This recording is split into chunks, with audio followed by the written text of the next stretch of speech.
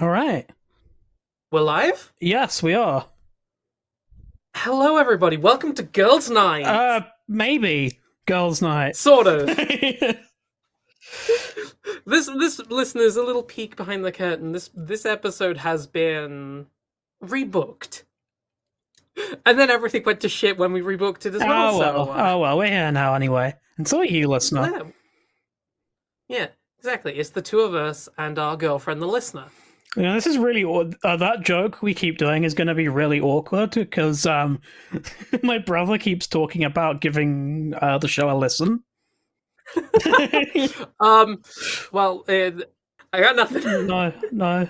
We're just gonna have to have a party. Yeah. So, Hope.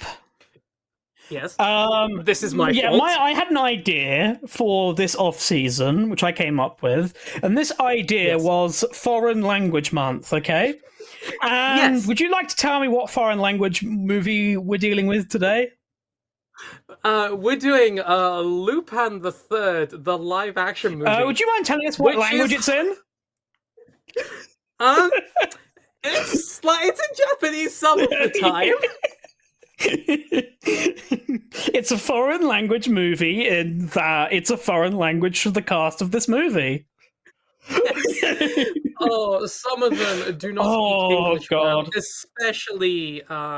especially the OC do not steal character. Oh, I think by far, definitely the worst one was V, who was like I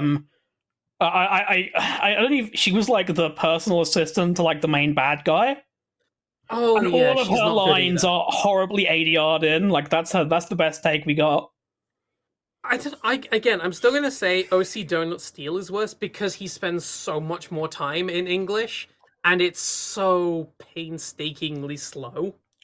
What's really weird as well is that some of there's some like Australian and American actors in this, and I'm guessing it's just because of the acting direction, but they also speak like they don't understand English.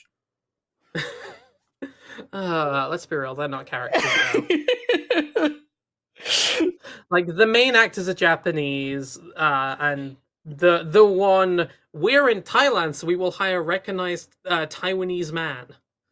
We will also get to. Hey, to be fair, something we can give this movie credit for is that scenes in like Singapore and Thailand and stuff like that, they did hire a lot of actual local actors for roles in there. They did, but then they also committed the cardinal sin. Welcome to Hong Kong. Cut. Hong Kong police station. We'll get to the Hong Kong police station. It's one of my favorite scenes in the movie for one reason. We'll get to it when we discuss it. But I can't wait. I bet you've got some stuff to say about it. so yeah, we have this movie opens up with a generous, Frosty. lucrative tax break from the Singaporean government. Frosty. Yeah. We haven't introduced ourselves. Oh shit, you're right. You've just got into the movie. We need to be like, oops. we need to set the scene. Hi, hi everybody. Yeah, we're Stargate Oversight. We're a podcast. Yeah, we're a podcast about things. The military is technically in this movie, so we can say that we're about the military, I guess. Still, yeah. The checks notes. I can't remember what country they're in Thailand. Well, the military from Thailand is in there. The Taiwanese military. Honey, I think you've got your countries mixed up. Oh yeah, Thailand. Yeah. Thai. You want Thai, honey? Yes. I'm just like Thai something. Oh no, it's just Thai. It's just Thai. Yeah, you've got your countries wrong there. I'm afraid, honey. I have, yes. Yes, but I suppose you got it seriously wrong because, as we know, Taiwan is not a country. Are we getting any money from China? I don't know. We don't want to preclude our expansion to the Chinese market, do we? I'm sure they'll love the podcast hosted by two trans women. Yeah, I'm sure it'll go great. I mean, as long as we can make it like a for China cut where we like cut out every time we mention like the word transgender. The problem is, we'd make a For China cut, and then we get to the episode where the member of the Chinese government goes, "The Chinese government is firmly disagrees with hiding anything from its people," and then we'd have to stop and laugh for 5 minutes. Again, we just ADR. We have it just dubbed over. The Chinese government loves its people. Yeah. So yeah. Hi, everybody. I am, as usual, the wonderful Architecture Frost. At least that's what my mummy tells me. My pronouns are she and her. Hi, my name is Hope Daisuke. I'm a legendary misogynist, and my pronouns are she and it. Wow, you got a new name now. That's incredible. Oh, come on, you changed your name half the time as a bit for the opening. I have never done this once. I am very serious about this podcast. I am a serious film analysis person. Thank you. That's all I really have to say on that subject. So yeah, as I was going into, yeah, we have our movie beginning with the greatest heist of all time, which is your Singapore tax credits for filming in their country. Yeah, it's Singapore 2013. Ryuhei, the director's name is floating above the bay. Down in the bay, Sebastian Vettel is cruising to victory in the 2013 Grand Prix. Everything is as Someone's it should being be. shot for like chewing gum or something. Yeah. The president himself is personally throwing a man out of a helicopter into the harbor. You know, it's just Singapore things, right? Just Singapore things. Actually, can I mention the director for a minute? Yeah, sure, go ahead. I know absolutely nothing about the director because I did You no know nothing about. research. So the director of this movie is a man called Ryuhei Kitamura. Mhm. He loves a spinning camera, and he is known for doing excellent action movies. He did. Damn, I wish this was one of them. Yeah, same. He did some of the action work in Metal Gear Solid 2. Fair enough. He did a movie called Ultimate Versus, which is 2 hours of zombies, guns, and katanas in a mystical forest, which is very... Look at it, Frosty, right? A man assembles a scabbard, pulls a grenade pin out of it, licks the grenade pin, and then draws a katana from the scabbard. I don't understand. It's the coolest shit you've ever seen. No, I haven't seen it. Yes, this is true. You haven't seen it. He also did a movie called Azami about like a ninja fighting a demon in a room. Again, lots of spinny cameras. And the one I think a lot of people know him for is the Midnight Meat Train. Mm-hmm. Yeah, it's unfortunately he hasn't done anything good since then. It's a documentary about abattoirs. Oh, he also did the Japanese version of Sky High. Okay, which Sky High are we talking about again? So there's the Western Sky High, which is the superhero drama, and the Japanese Sky High is about this person who's chosen to become death. Right, okay. And like guide souls to the afterlife and shit. I'm pretty sure we've had this exact conversation on the podcast for like 3 episodes at this point. Probably. I'm cursed with the podcaster disease that makes you forget everything you said after you finish recording. Yes. Anyway, listen, I bitched about it earlier, and it happens again. Welcome to Singapore. 10 seconds later, this is the Singapore Museum. It's so high-tech. It's so security. It's got a massive Class 6 security dong. Wow, that's so cool. So yeah, so we get told about how cool and unbreakable this museum is as we pan over to Fujiko and some and her boyfriends, I guess. Frosty. They're in a polycule. JoJo Part 5, Museum is Unbreakable. I mean, that's Part 4, but sure, go off, Queen. Fuck. I can't believe this. Yeah. Fuck. Anyway, I want to point out I could write a better movie than this because they insist on name dropping that this is Fujiko, and it's like, where is Lupin? Where is Michael? Fuck it. Yeah, where is Lupin? Where is iconic Lupin the Third character, Michael? I have a better question. Where are the boys? The boys are not here. Yeah, where is Jigen? Where is Goemon? They are. Where are the boys? They are not Where is here. Lupin's polycule? Lupin has not established the polycule at this point. No, This is Lupin an is origin story? Question mark. I mean, kind of.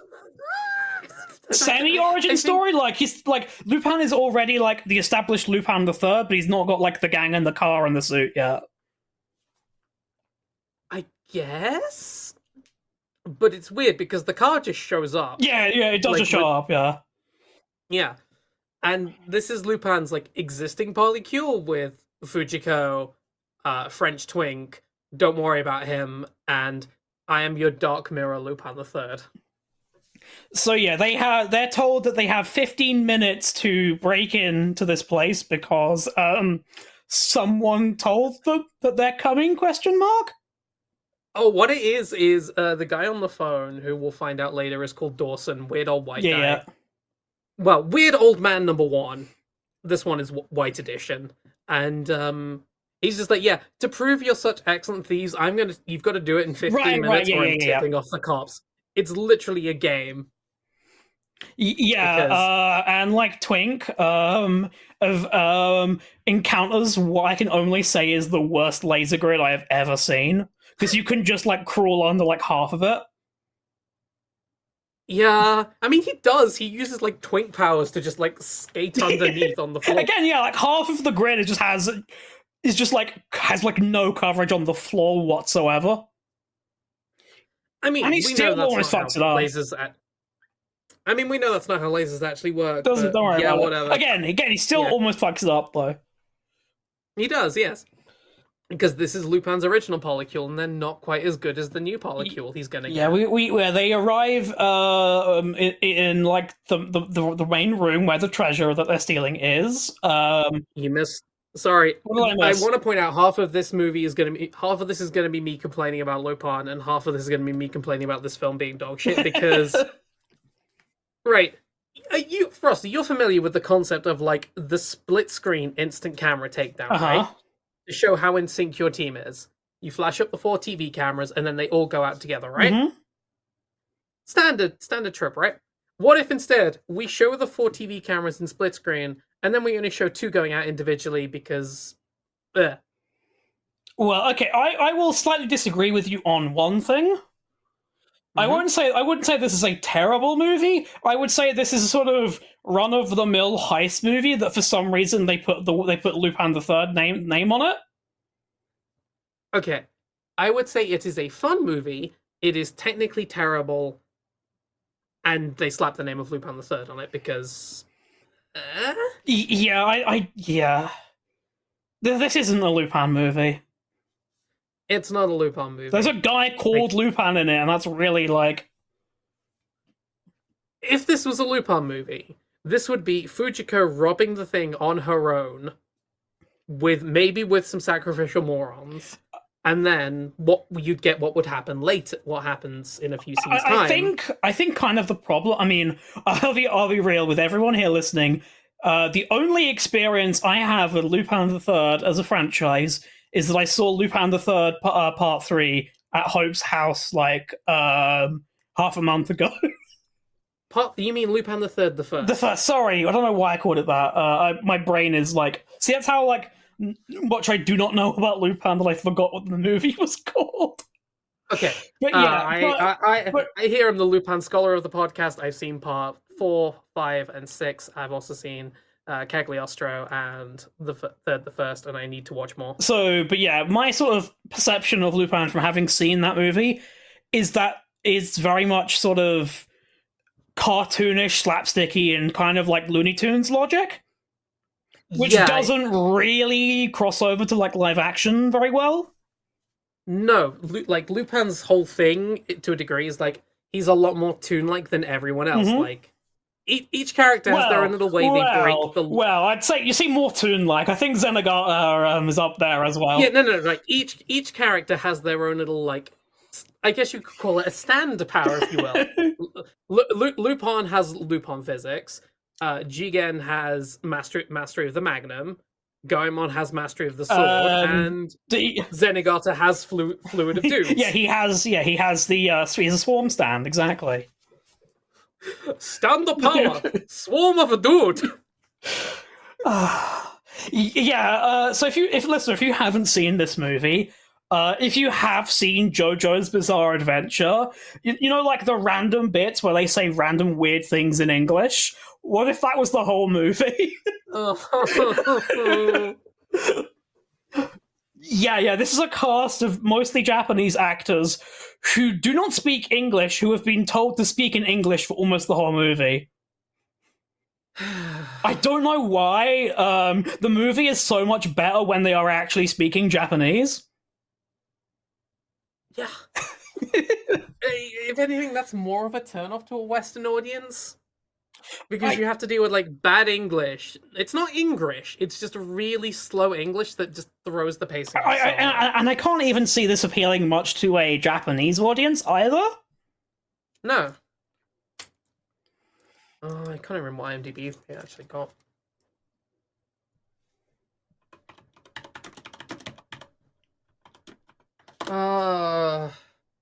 Has an IMDb of 5.5 and a 40% on Rotten Tomatoes. Yeah, I mean, it is just kind of a average movie with some funny moments in it, I guess. Pretty much.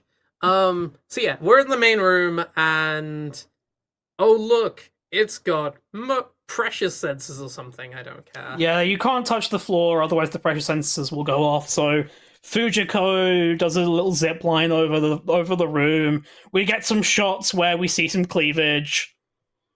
Yeah, because it's Fujiko. Also, and then we find out that the French twink is a gymnast, and the other has idiot, a jetpack for some reason.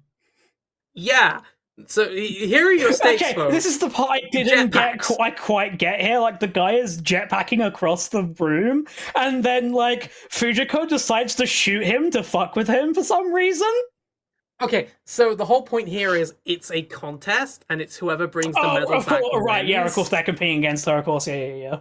Yeah, which is then kind of I stupid guess, that they then decide to work together. On, these two guys must have known they had no fucking chance to, like, beat Fujiko at this. Yeah, I don't get it. And then, yeah, so the French twink has to catch his friend with the jetpack, and Fujiko's like, "See you later, boys." But yeah, but here's the thing, though, right? Like, if he actually fell, that would have fucked things over for her as well. Yeah, that would have gone badly for you if that. Oh, I think she's relying on her other friend, the Pierre being gullible enough. No, but I mean, as in, like, if he falls and sets the alarm off, I'm going to assume there's probably some sort of protection with the case and stuff like that, which would fuck them over. Yeah, but Fujiko has this power called "I've read the script." Well, no, she hasn't read the script, because if she had, she would have known that her glass cutting attempt was about to fail. Okay, fine. She hasn't read the... Yeah, in between scenes, she steals the script.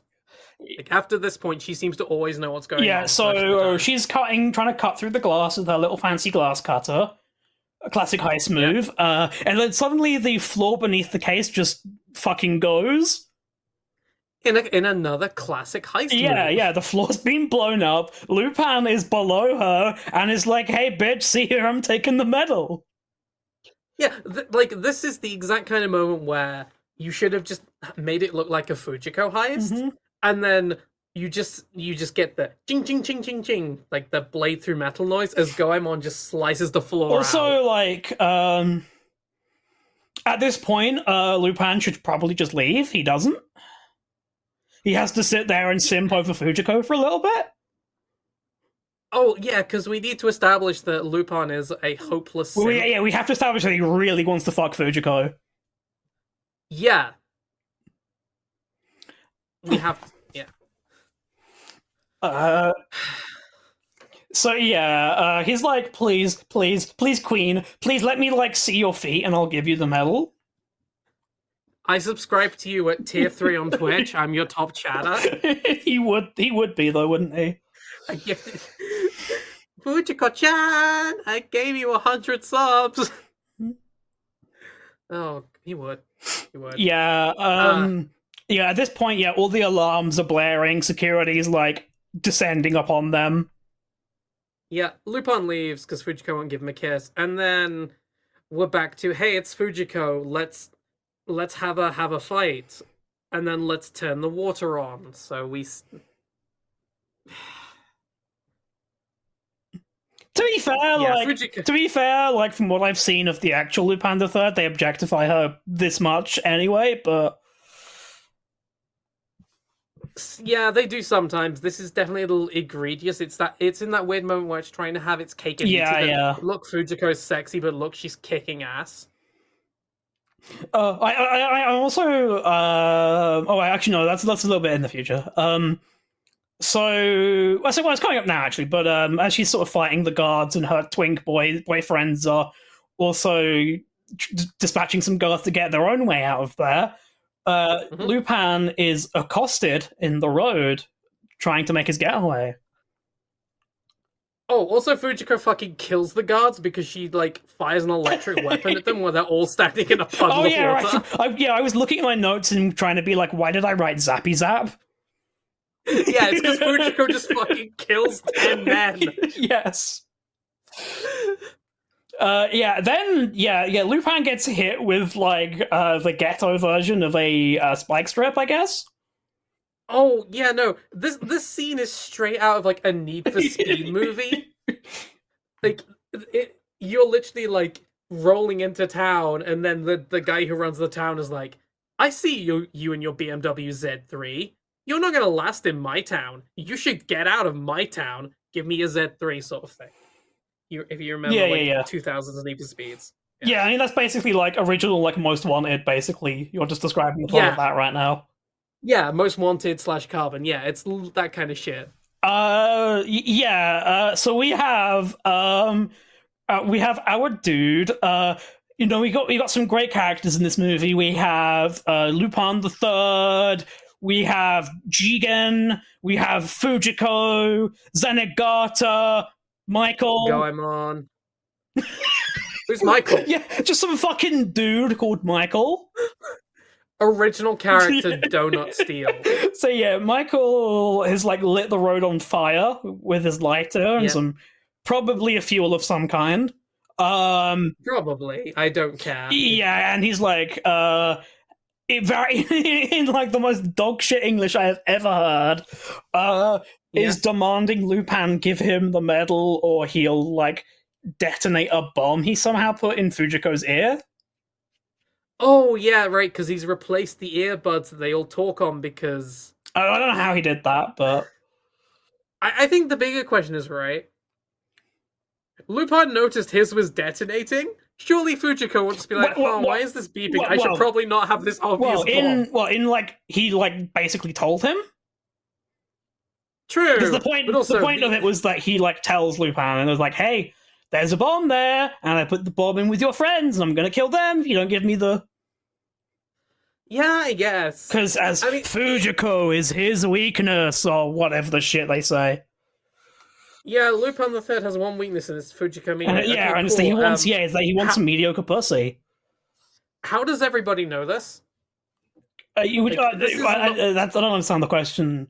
He's the world's most obvious simp. Yeah, no, again, this is just continuity again. If this is new and experienced Lupin, cool. Why is he this much? Because he's a simp. It's like everyone knows he's a simp. Sure. They just look at Lupin and they go, ASAP. Well, I mean, they do establish that they've known each other. They've like each known each other for like a while now. Oh, I know. So yeah, they all know he's a simp. Yeah, a signed simp at that. Signed simp. I should have got the drop at this, but I did also write down the weird fucking way he says "see you at the party." See you at the party. Oh, you got it. Thank you. I did. Like annoyingly it's like I'd want to like pair it with like one of the drops from like Under Siege, but I deleted a bunch of those and I forgot to put them back on. See you at the party. Yeah, he races off and fucking leaves Lupin there. And now we got the scene I really wanted to talk about because it makes me laugh so fucking much. No, he races off and then he picks up Gary Busey on his way to the party. Oh, yeah. So, but yeah, we get a scene in Hong Kong now. Wait, Frosty, can I just say something before we go to Hong Kong? Sure. Michael is played by actor Jerry Yang. Mm-hmm. Yan. And his first role was in the TV series Spicy Teacher. Spicy Teacher. Yo, next episode. Spicy Next episode on Spicy Teacher. Yo, we're Spicy Teacher Oversight now. Yeah, apparently. So his It's, other oh, so it's his, an idol show for twins. so his like first thing was a TV show about being a nonce then. Yeah, I think so. Something like that. I Yeah. don't know. So yeah, we get our Hong Kong scene now, and Yep. now we have a slight disagreement over this, over who is the best guy in the movie. I'll be honest. You want wrong. You said Jigen. I'm saying Zenigata. The only reason I'm saying it's not Zenigata is because Zenigata does not have his fluid of dude stand, which is a limitation of the physics engine of real life. Yes. But yeah, so why this scene made me laugh so fucking much was that, so Zenigata, he's the Interpol boy, he's shown up to the Hong Kong police.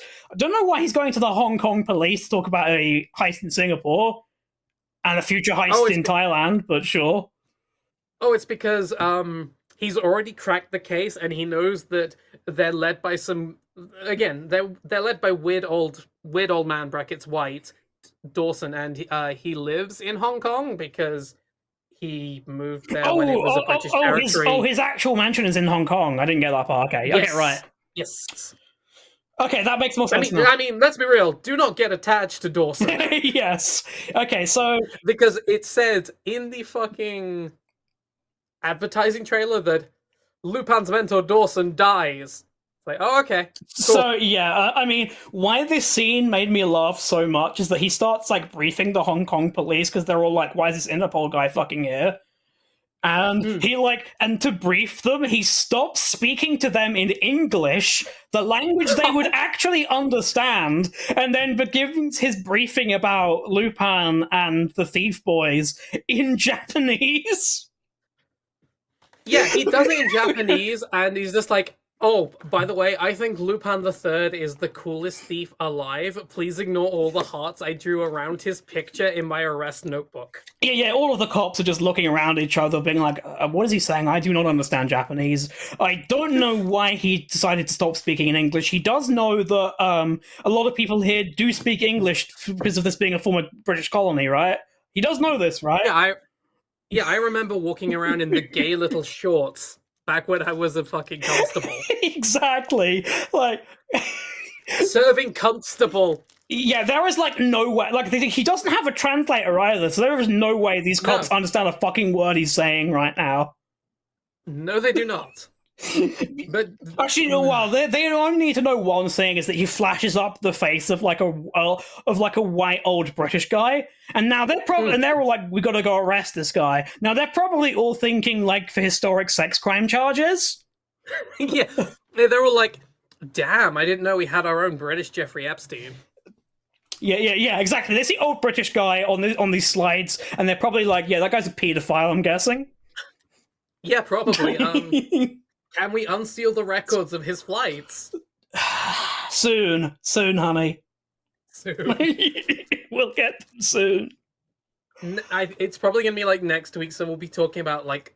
I think it's not till like the 22nd is the tentative date they're given for at the moment. So we're doing Seventh Samurai at the end of the month, and then you and me will just crash this. Exactly. But yeah, Zenigata somehow knows everything about this thievery ring. Like, yeah it's ran by sex criminal. Yeah, it's run by a British sex criminal. Apparently, Lupin and the boys, for some reason, went dark and stopped stealing things for a year. Which you would think that this is going to be like a plot point that's brought up later. No, nope, not relevant. No. Completely and utterly irrelevant, means nothing. Yeah. Maybe they were doing their own shit for a year. Maybe that's when Lupin met Goemon. Fuck knows. I mean, it could be, I guess, yeah. I mean, it doesn't think what everyone else was doing, but... They just went on the polycule vacation. Yeah, for a whole year. Mm-hmm. Well, I mean, if you've seen the vault they've got, they could afford to do it. So yeah, we cut from his little PowerPoint slideshow that no one understands to the Nonce Club. To the CGI mansion. Like, the mansion is, like, some bits of this mansion are real, but, like, the aerial shot screams CG so hard. So yeah, Yes, we have this much greenery in the middle of Hong Kong. yeah, he's showing up in. Lupin shows up to the club in his like tuxedo, and he's really pouty and upset because Fujiko is not trying to fuck him. No, and my notes do say, top left, handsome man with a revolver. Our boy Jigen is here. Yeah, The movie is all is slowly becoming right with the movie. yeah. What I want to point out is that for some reason they made like Jigen really hot in this. It's a tradition. Sometimes they'll just randomly make Jigen hot. Yeah, I think we joke like Ryan and I joked about this in the chat, but like he looks like Daigo Dojima from the Yakuza games. Yeah, Jigen being like randomly hot occasionally is just like a thing they do. Like in the third, the first, he's also weirdly handsome for no reason. Which is when that series is bracketed by like the fifth and the sixth, where he's just average Jigen. Yeah, it's weird. So yeah, he's really salty that Fujiko is like shacking up with Michael, which is kind of weird considering some of the stuff that we're going to learn a bit later on. Oh, we'll get to that. So yeah, Lupin is like showing off about how his little bomb trick worked. Yeah. Pierre is talking in French. Everyone is ignoring him. Yeah, as all is right with the world. Yep. Barely named person is just sort of standing there, being explained to by Lupin how cool his. Yeah, don't get attached to him. Yeah. And Michael and Fujiko are flirting brackets hostilely, which again is going to get weird soon. It is, yes. And meanwhile, we briefly cut outside to the world's most obvious undercover cult van. Oh yes, Surveillance and Sons, gourmet surveillance. Like it might as well be like the dog grooming van from Arrested Development.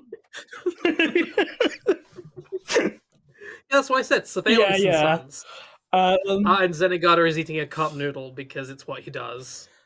Yeah, so back at the party, old man nonce guy gives a speech where he says, "Hello, names of all..." Sorry, did I? Yeah, because what happens is the old man's like, "I summon my twinks and twinkettes in." Snaps his fingers, and Fujiko is like, "Actually, Michael, fuck you. I feel like frog tonight." Yeah, I want to go for the twink. The twink is too much of a bottom to tell her that he's gay, but the twink is too much of a bottom to tell her that because he is a hacker, he is actually a she.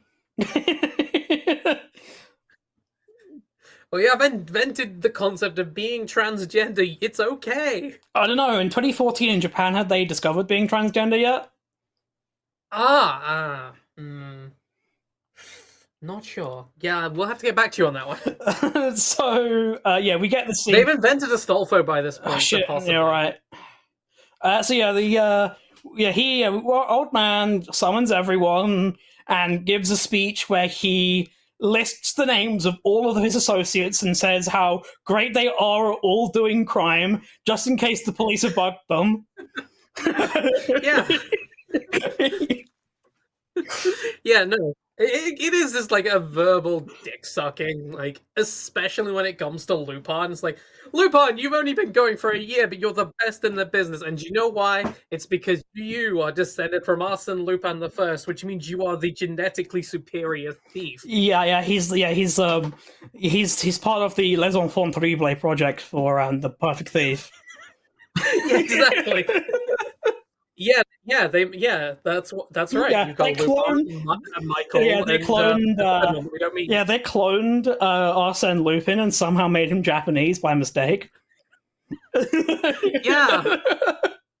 Apparently, being a master thief makes you Japanese.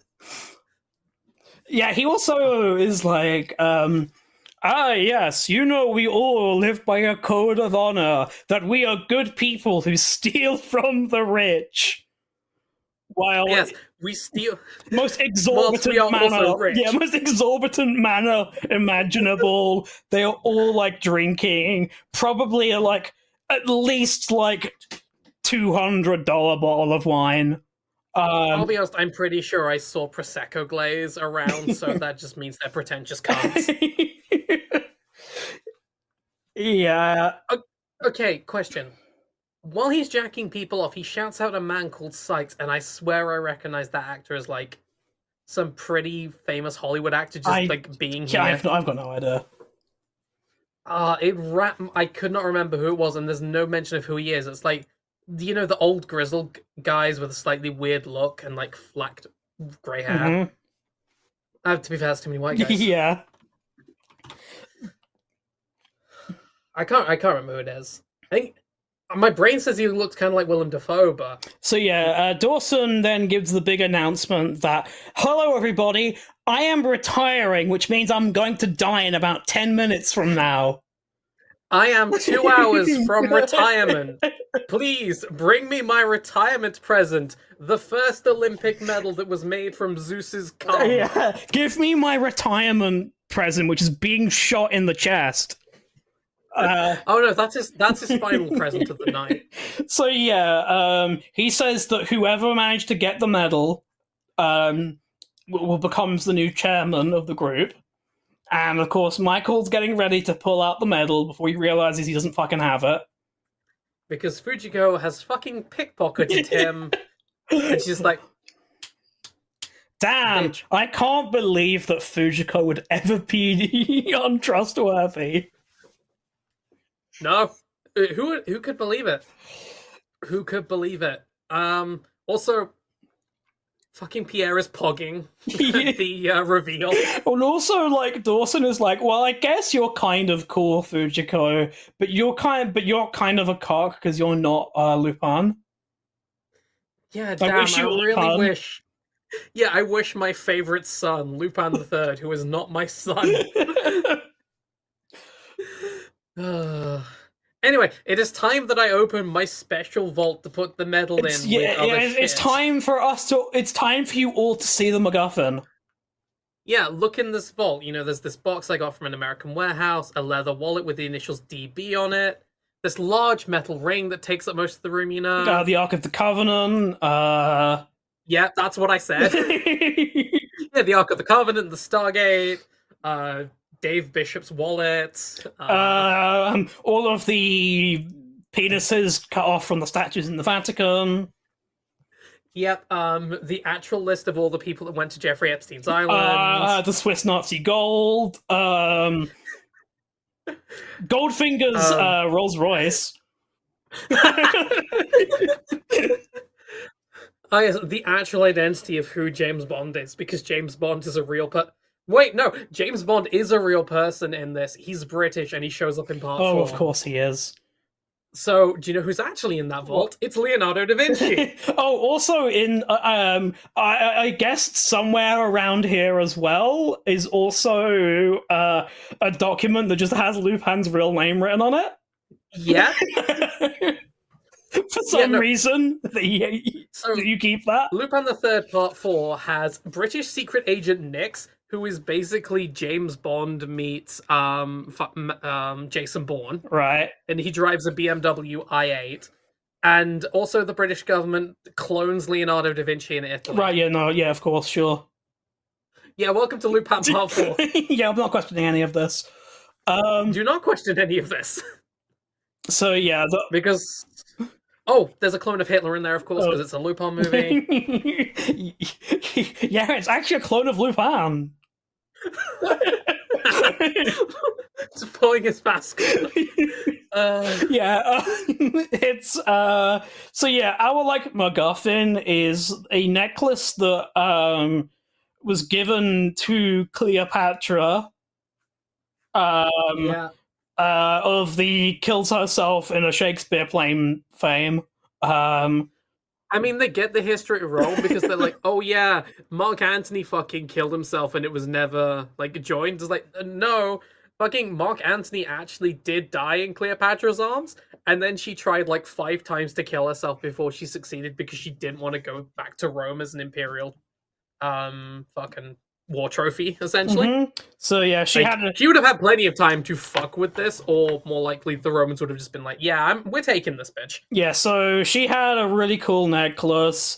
Mark Antony died, and she wanted to put her very special ruby cut into the centerpiece of the necklace, but it was never finished.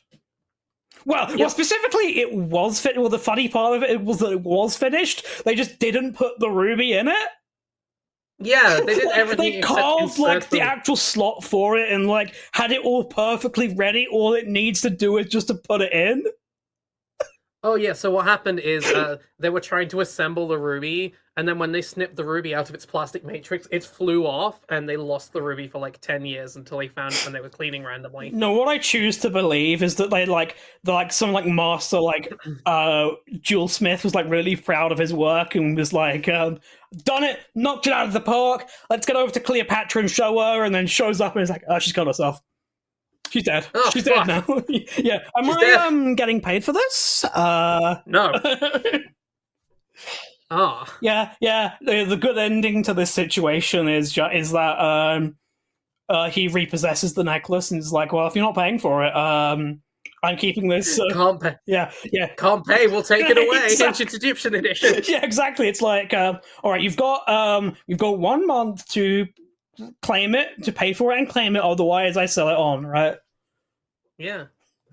But anyway, Dawson is like, Lupin, the reason Michael beat you is because he is a dark mirror of you. Yeah. He is also part of Les Enfants Terribles. Yes. If you both could just kiss. Yeah. If you both just kissed, would be unstoppable. if you fulfilled the enemies to lovers arc, you will be an unstoppable panel couple.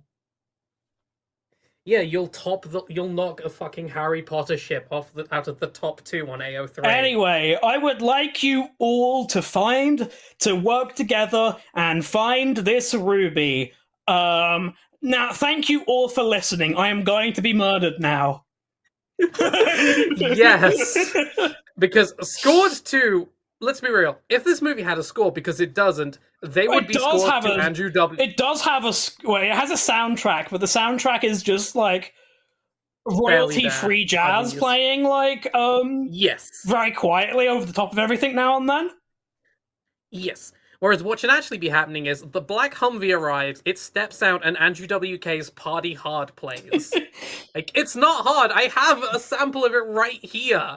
So some boys roll in with a black SUV. Zenigata is just watching all of this, being like, "Oh, this is kind of weird." Huh? I don't know what's going on with this. Oh well.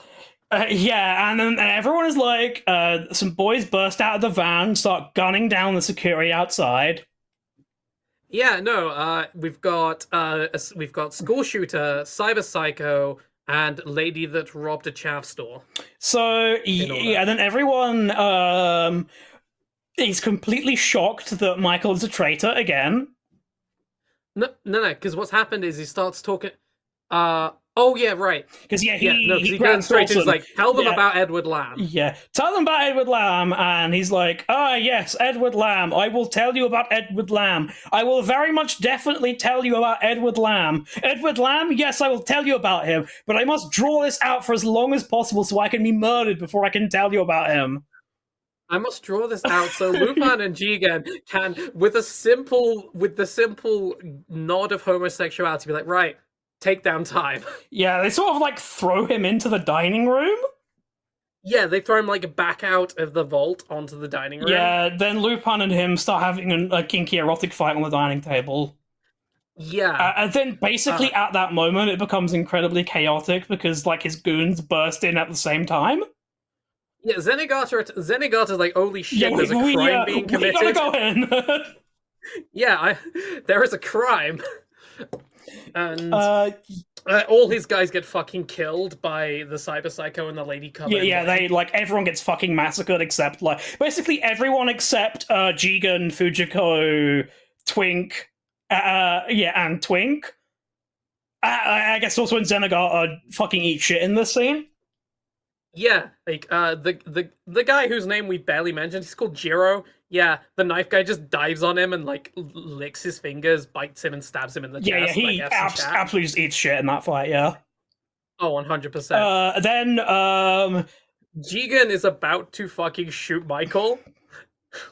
And Dawson's like, no, it's my retirement soon. We can do this without bloodshed. I don't want people dying on my retirement day. Yeah, Michael is like, if you don't want to die, tell me about Edward Lamb right now. And he goes, okay, yes, Edward Lamb, and then gets immediately shot by one of Michael's guys called Royal.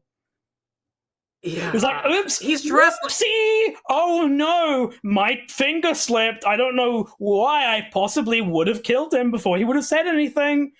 Don't worry, I'm like definitely on your side though, Michael. Yeah. Michael's like, hey Fujiko, I killed your friends, your mentor. Shut up your home. Would you like to come with me? No. No. Yeah, at this point. Oh fuck! There was a clip I meant to get of Zenigata just has the world's most insane meltdown and begins like yelling and screaming in Japanese as Mrs. Bling pulls out an RPG and blows up several cop cars. Just kills basically all of them except Zenigata. Yeah, the entire Hong Kong police department is just dead. They're all dead now. Critical support for RPG lady. Yeah. Freedom to the prisoners of Hong Kong. Michael's boys just fuck off in the SUV, and Jigen and like Fujiko and everyone hightail. No, Jigen stays. That's what I'm saying. But like Jigen tells them to like fuck off. Yeah, it's Pierre. Pierre has to like fucking do the one thing in this movie he does, and he like drags Lupin away. And then Zenigata arrives and just sees Jigen and Non-Sky's corpse. And the butler as well, and doesn't arrest them.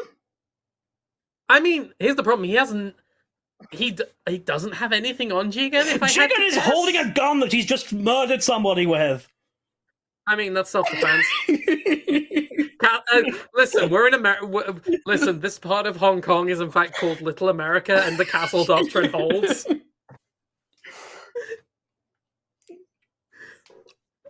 Yeah. So, next day, it's a crime scene, but hey, Lupin, Jigen, and Fujiko are all there. Yeah, they're all showing their respects. Press staff. And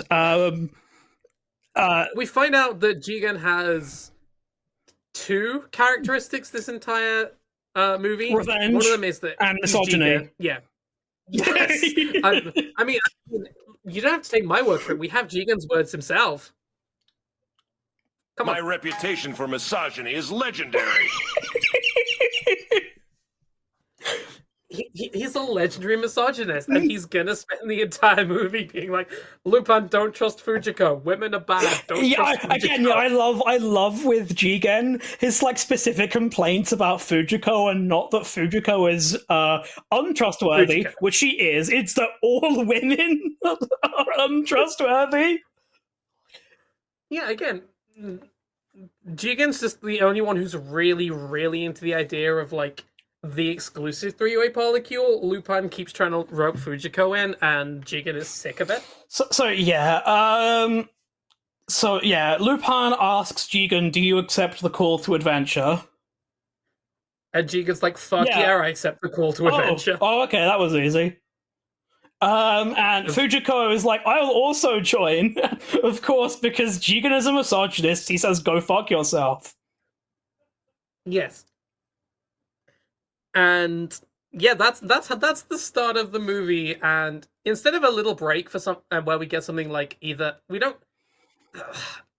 movie has no soundtrack, which means we're missing out on some of the best bits. Like we don't get anything like this. Like to just break up a scene. Yeah, it's like absent in any of like the flair that makes it Lupin. Yeah, and like there's not even a proper Lupin theme. Like this is the exact moment where if you wanted to like This opening sequence should have been half the length, and we should have had like a Lupin, like a credit It's one of sequence. these things that kind of make me wonder: was this another movie to begin with? I genuinely think it was. I don't know because it's got 3 writers. It's got the director Kitamura did some writing, Monkey Punch did some writing, and then there's a third guy who I've not heard of. Hold on, I'm just gonna grab his name. And the third writer. The third writer wait, is there are called more Ryan. writers. Hi, Ryan. Hello. So, Hi, Ryan. if listeners are wondering why I'm late, I agreed to do something a week ago today, and someone didn't show up to that. And I'm pissed now because I missed a lot of this to wait for that, and they just finally messaged us saying, "Yeah, I'm not going to make it." So yeah, We're only actually about 20 minutes into the movie. Well, We've just that been is talking amazing. Yeah, we've just got past the funeral scene. Really? Yeah. Yes. I love you guys. I love you guys. There's been so much griping and off topic. Actually, to be fair, we've done like bits, but they've mostly been like semi on topic bits. Yeah. Oh, You okay, so, buddy? Guess how many writers this had? ChatGPT 1. 4. So Monkey Punch, who wrote the manga but also did some adjustments, a guy called Maitachiro Yamamoto, Ryuhei Kitamura, and a guy called Joey O'Brien. That's a fucking name. Name He's alert. from Cleveland, Mississippi, and he's best known for movies such as Motorway, Full-Time Killer, and Triple Threat. An Irish American guy. Is he a cop as well? I don't know. He wrote a TV series. He wrote an episode of a TV series called Lockdown, so probably. Wait, that's a Belgian show? What the fuck? What the fuck? Guys writing Belgian cop shows and Japanese crime movies. Yeah, I guess he's just living his best life. Yeah, I guess you take the bitch you don't know for. Oh hey, fuck's sake. Machichiro Yamamoto is known for a bunch of fucking Kitamura stuff. Like, he's known for Izumi, but he's also known for Vampire Hunter D. And he's also known for Tachimaru Avenging Blade. Oh god, this man has not been involved in anything. He produced the movie Crows Explode. That sounds like a quality viewing experience. Yeah. I'm trying to guess what could possibly happen in a movie called Crows Explode. It's actually a tribute to the British movie Four Lions. Oh no! Okay, Except why don't I come back to this? Oh no! Have you seen Four Lions? Anyone? I haven't seen it in a while. I have no idea how well I've actually seen it.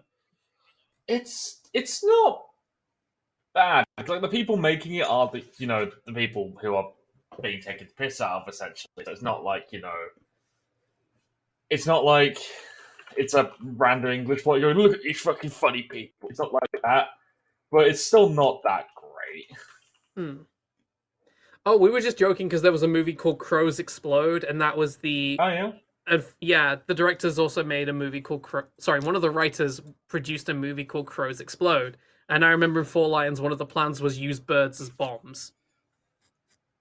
Yeah, sure. Anyway. We get probably one of the few times where the movie's actually good because we get this cute little crime bit where they just straight up adapted a scene from the anime. He's got the jacket now. Yeah, Lupin's got the jacket. Not the tie for some reason yet.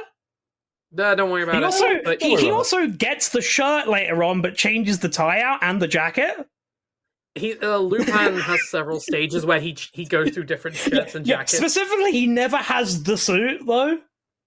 No. He always changes at least one thing that makes it not the suit. Yes. He can't have the suit. He has not yet become Lupin the Third. Lupin. Like, he has to, like, fulfill some kind of character apotheosis, like seeing the other members of Les Infant's Terrible die. Wow. No, but... Yeah, we managed to reference Metal Solid again, Ryan. Yep. Can I just say though, anyone who does want to watch this movie, it is a nightmare to find it because I mean, it was very easy for me to find it because Hope found it for us. Yeah. Didn't do anything at all. But like for me, I kept finding the fucking like not live action one, the animated one. yeah, from I mean, there's probably a reason for that, and that's no one really cares about this movie. Yeah. Yes. I just think that the decision to make this almost entirely in English is one of the most baffling things ever. But like to the point that I am surprised I haven't heard more people talk about this. I think I didn't know it existed until exactly. Like you would have thought, like the whole idea of a live-action movie adaptation of one of the most recognizable anime franchises out there, where they for some reason decided to get Japanese actors to badly speak in English. You'd have thought that people would talk about this. This is where like you don't want to be a dick, but like this is definitely like English like levels of like, and it's like why? Just have them speak in Japanese. So just have them speak in Japanese. So I think it'd be like getting us free, right? I'm saying, hey, you're gonna star in this like you're gonna star. Welcome in this, to Japanese Top Gear. Yeah, you're gonna redo Top Gear, but you're gonna do it all in Japanese. Yeah, if you've ever seen an Arctisha Frost stream, when those actually happen, you'd know my Japanese is not good. You do not hire me to be in to Japanese dub a movie. Though if the BBC would like to use the three of us to reboot Top Gear, please do hit us up. I think it would be a lot of fun having two trans women do Top Gear. I don't know anything about cars. Exactly, you're perfect. Neither did Top Gear, yeah. Also, I would definitely be the fucking Clarkson of the show. I hate that. I can't that drive. makes me Hammond. Yeah, you can't drive. You're Hammond. Yeah, Congratulations. the entire time I am doing all of the Top Gear challenges illegally driving.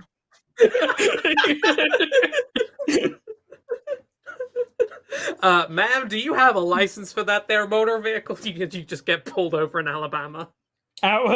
No, I have a right to travel. Thank you very much. I do not recognize this Admiralty Court.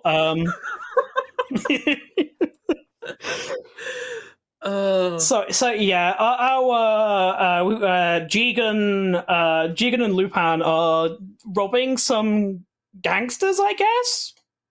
They what they're doing is they've been exploring the open world.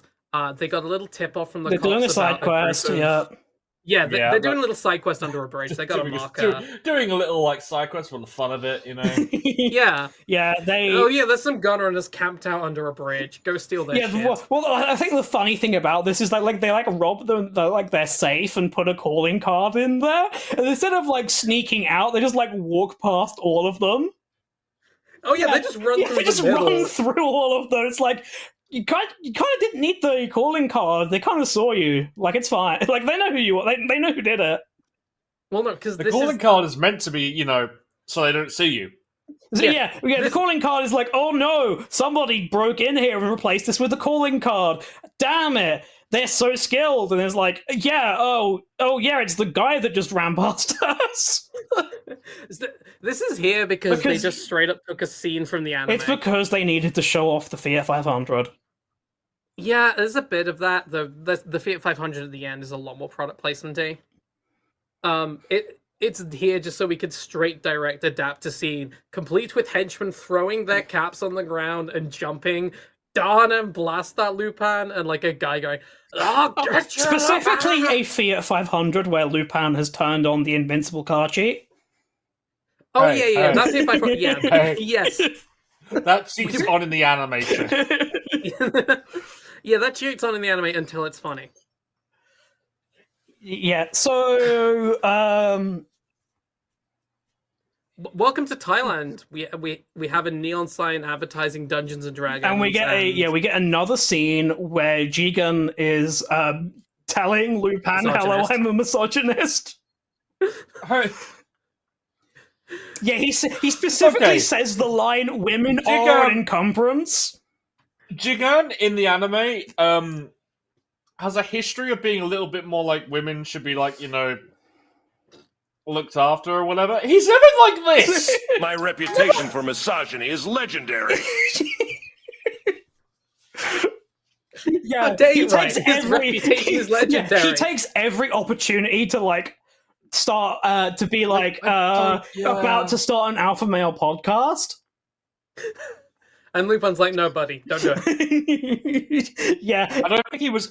Was Jigen ever this bad in the anime? Like even in the old anime? No. He's never been this bad. He's like, Lupin, don't trust Fujiko. but yeah, Come on, Lupin, let's not lose this money to Fujiko, but no. I get so horny for the idea of being betrayed by Fujiko. Yeah, he's got a cock fetish.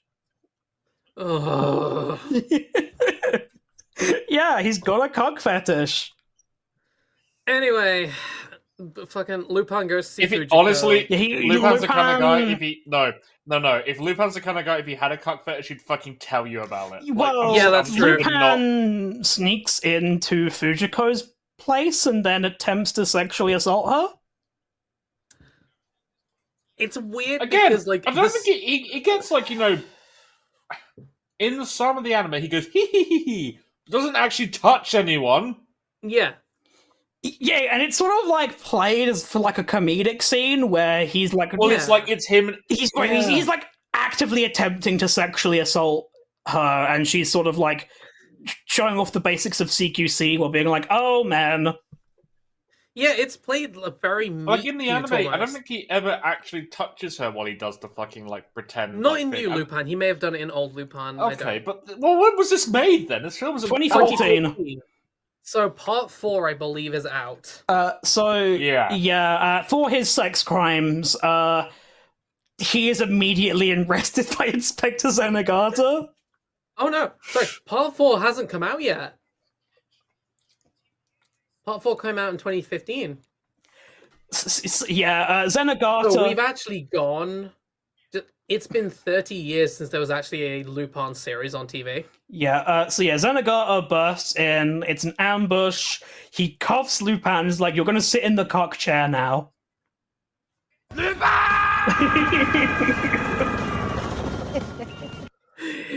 Except he doesn't do that because this is their first time meeting.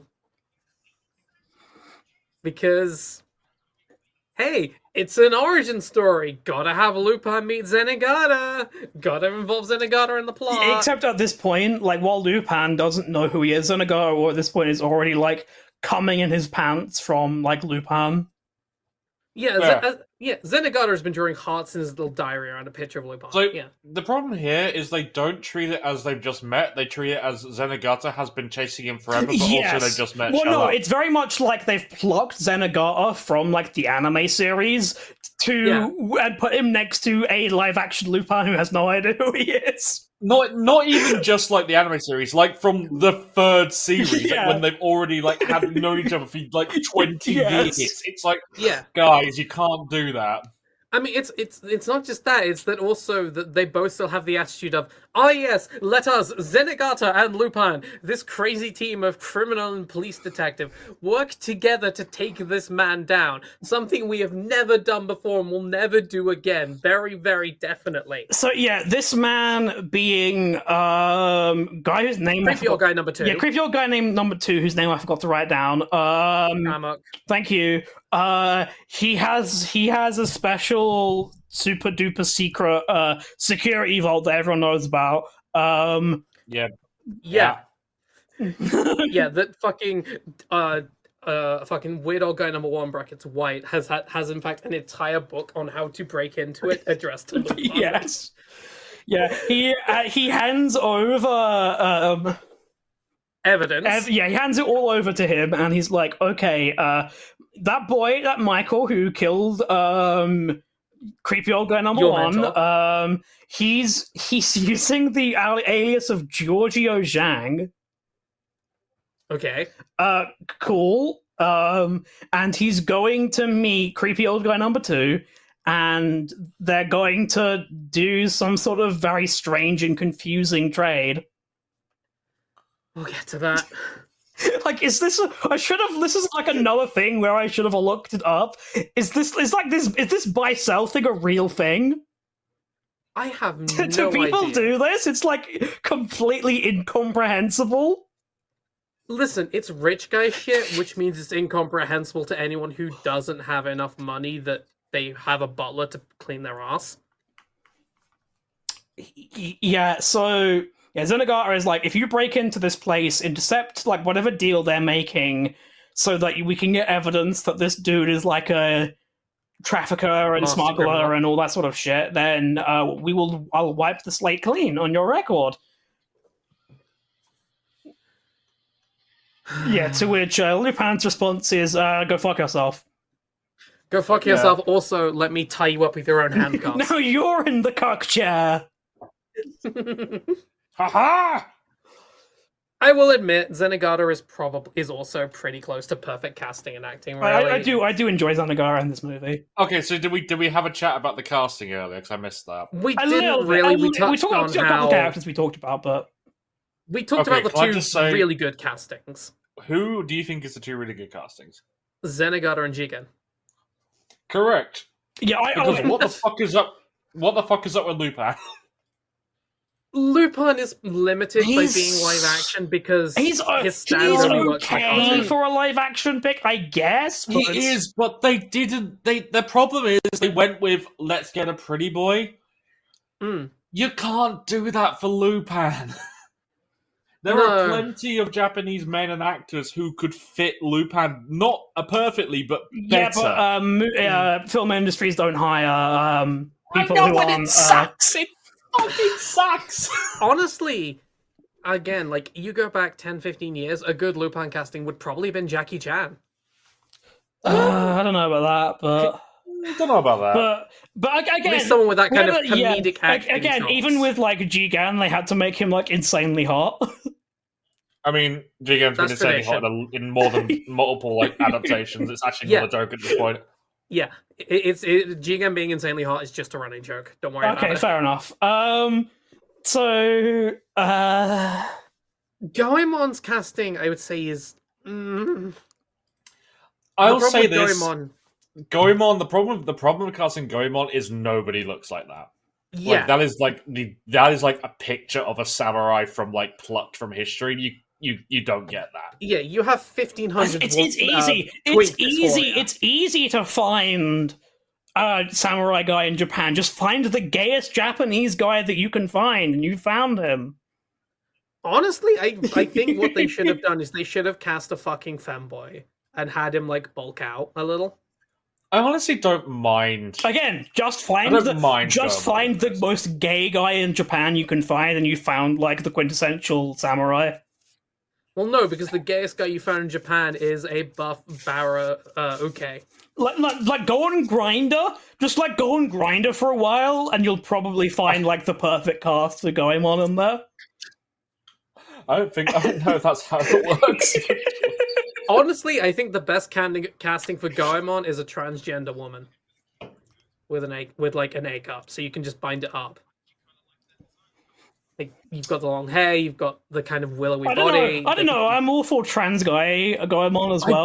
I really trans don't guy think, Goemon, actually, good point, I yeah. don't think Goemon has that much of a willowy body. I feel like he wears a lot of loose cloth. Yeah, no, that's fair. Yeah, trans Like, mask Goemon, it would also. Goemon is masculine as fuck. He just happens to wear a pink fucking billowy Yeah, outfit. the problem is the robes. And Like- you need a Goemon who looks serious in the robes. He's bishy while looking serious. Like that doesn't Yes. mean gay. Which Yeah, but no, you don't understand. I feel like you don't understand there, Ryan. All samurai were gay. oh yeah, okay. We haven't done like- Seven Samurai. We don't know if they were gay yet. Oh no, come on, don't do that to me. Anyway, But Lupin Fujiko was goes almost a back to his- nightmare. Fujiko would be a nightmare to get that woman. To get that, yeah, like I think with Fujiko, you either have to have the actress dye their hair red, or you would actually cast a more someone who's like the thing half with Fujiko American, is half Japanese. I was about to say her body type is very much not possible. I mean, she Yeah. is a big booby impossible boob physics anime woman. Yeah, Yes. she also has the body type that would be considered in a modern era a bit more surgically enhanced, probably. You Yeah. know, which you're not. It just you don't get a lot of actresses who can Yeah, actually she act. doesn't. Yeah, humans just don't look like Fujiko. No, Yeah. waist is like nothing. Hips are way too wide for that body type, and the breasts have so much fat. Yeah, the rest of her is skinny as fuck. Yeah. Logically, she should be dead. Anyway, Lupin has a lair now. Yeah, A lair I mean, where... he's doing some. Did he ever have a lair? He's He doing had like some- a house he used every now and again. Yeah, He's doing he some. has like a... Yeah, he's got a lair in unknown location. Is this in Thailand? Maybe. Probably. Yeah, except he's also, in between this year, he has also acquired Pierre, who is doing twink shit. And by twink shit, I mean he's doing a Rubik's Sahedron. How do you think they, like, found Pierre again? It's quite easy. They went to Paris and they went on Grindr. God damn it. 'Cause I feel like no one has his phone number, probably, right? No. Like- He's they have his TeamSpeak. He's busy playing fucking CS:GO while doing Hearts of Iron 4 at the same time. But like, I just want to I did just want to say one thing. I feel like that is one of the biggest issues of anime adaptations is anime characters are so beyond the realm of realistic unless it's like a slice of life. You just can't cast them properly. Like, it's hard. Like, seriously, if you wanted to cast like Dragon Ball Z, you would need like 7 foot tall, jacked motherfucker. I mean, it's kind of in. I mean, we talked about earlier before you got here about how Lupin the Third is basically Looney Tunes. So it would be like trying to make live action Bugs Bunny. It's just not going to work. I mean, again, I want to see Have you that seen Space Jam? No. Yeah, I was going to say Space Jam, but also I want to see... I'm not talking about like Who Framed Roger Rabbit, like... I was going to say that cancelled Acme movie that was apparently fucking finished before Warner Brothers just scrapped Could you imagine if this live action movie was like a Who Framed Roger Rabbit kind of like... Yes! Like Lupin Michael and like all of the weird old nonce characters are still like the live action guys, and then Lupin, the gang, and Zenigata are like their anime counterparts. Well, apparently, So, hire us. We're making the new Lupin movie. Yes, we're better. Please. We're going to We make can it do Who it so Framed. much better We're than going to Kitamara. make Who Framed Lupin the Third. Honestly, that's a really good idea, though. Like Lupin the Third, framed for a crime he didn't commit, and he has to rely on Zenigata to prove his innocence. I mean, I didn't mean it has to be the actual plot of Who Framed Roger Rabbit, but No, but I didn't even say that. But like the idea of like Lupin has to rely on Zenigata to prove he didn't do something. I think that's great. I'd love that. So,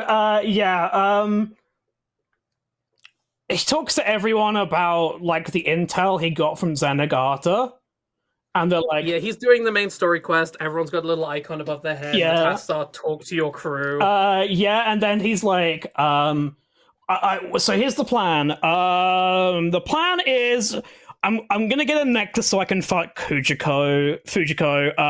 And I don't know. I'm gonna go to Japan now.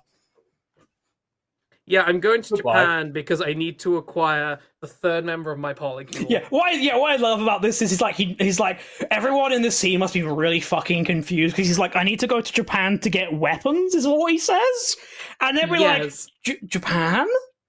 You It can't really buy feel- weapons in Japan.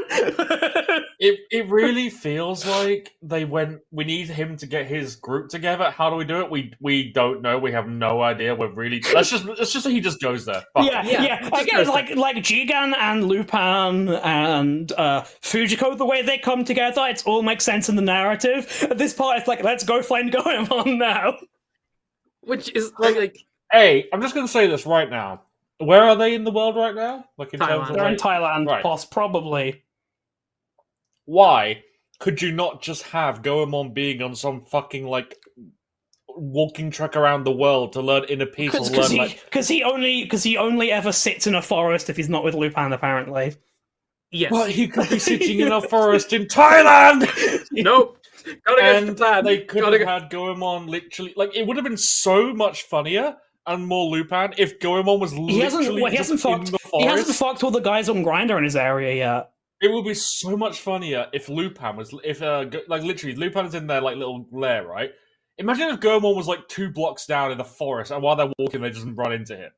Yeah, like Lupin Like, literally that would goes be outside great! and Goemon is like defending some woman's honor on the street because it's what he does. But yeah, we get a Like, why couldn't they just have that? Why? we get another fuck scene you. here, which unintentionally for reasons not intended by the movie, I also find this scene to be the funniest shit ever. Because Yeah, I mean the concept is brilliant. because like Michael is like meeting with one of like the big bad guys, like dudes who's like they're having a like weird helicopter meeting just to like tell them the date of another meeting. We need you to sign this contract, Mr. Michael. So yeah, they arrive to say that you legally agreed to take part in the illegal goods. Yes, they do that. They arrive in a helicopter to do that. They then immediately fuck off in the helicopter, to which I ask, how is Michael getting off this roof? He's jumping off. Did he walk all of the way up like the stairs to get there? The Humvee is parked nearby, and they're actually on top of the Burj Khalifa, and he can just drive the Humvee down. Oh my god! Just fucking make it just make it like the Fast and Furious or whatever. No, there's just like a whole. There's like a deleted scene here of Michael just walking down all of the stairs again. Oh, of course, along with the deleted scene of him walking up all the stairs. Yes. And Royal complaining. When I find the man who invented the stairs, I'm going to take him and I'm going to throw him down the stairs. Yeah, so welcome to the Thai military HQ. the Thai military HQ where we're all Japanese and we do kendo. And we Yeah. Thailand, that's like Japan, right? They do kendo there. Yeah, it's like so baffling is that they're all like yelling at each other in Japanese and doing kendo. Kendo in Thailand. Yeah, I mean, I think a bunch of the actors there are actually Thai, but Yeah, okay. I think it is actually quite popular. I just did a Google for kendo in Thailand. It seems pretty popular. So yeah, Zenigata. It's popular, but would it be their fucking military? Yeah, the military's all doing it, and they're all yelling at each other in Japanese while doing it. Are they all weebs? Yes. Yes. Listen, what else do you do in the military, right? You do exercises, you do gay shit with your rifle, you stand around I mean, bored, what the fuck and is then you pretend to be an anime boy. What the fuck is the Thai military doing all day, right? Jacking off. Yeah, jacking off, maybe like murdering a civilian now and then, but like... Yeah, soldier shit. Yeah. They ain't really up to much, right? I don't know much about the Thai military, so I'm not going to comment on it. Oh, I don't know much about Thailand, but I'm just making a joke based on military jokes. Yeah, Zenigata shows up and he's like, I want to kill Nonce number 2. Well, sorry, I want to arrest Nonce number 2. And he's like, no, it's more dangerous than JFK. Yeah, it's more dangerous than the truth behind Area 51 and the JFK assassination. Listen, this man has Hitler in his vault. He stole the Ark of the Covenant from Sex Pass number 1. Like he has all this secret shit. The fact that you just said that, like, yeah. Yeah, I mean, he's got at least like 10 different authentic Excaliburs in that vault. He has enough supposed foreskins of Jesus Christ to be able to make a whole new Jesus out of them. Yeah, he's got like 3 crosses worth of pieces of the True Cross, 100 finger bones of various saints.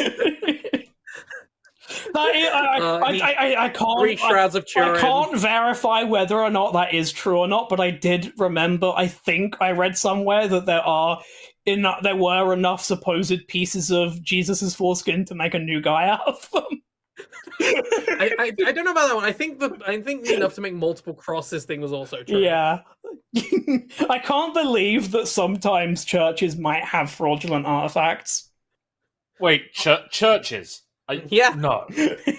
One of the most powerful fucking forces in history might have some fraudulent art.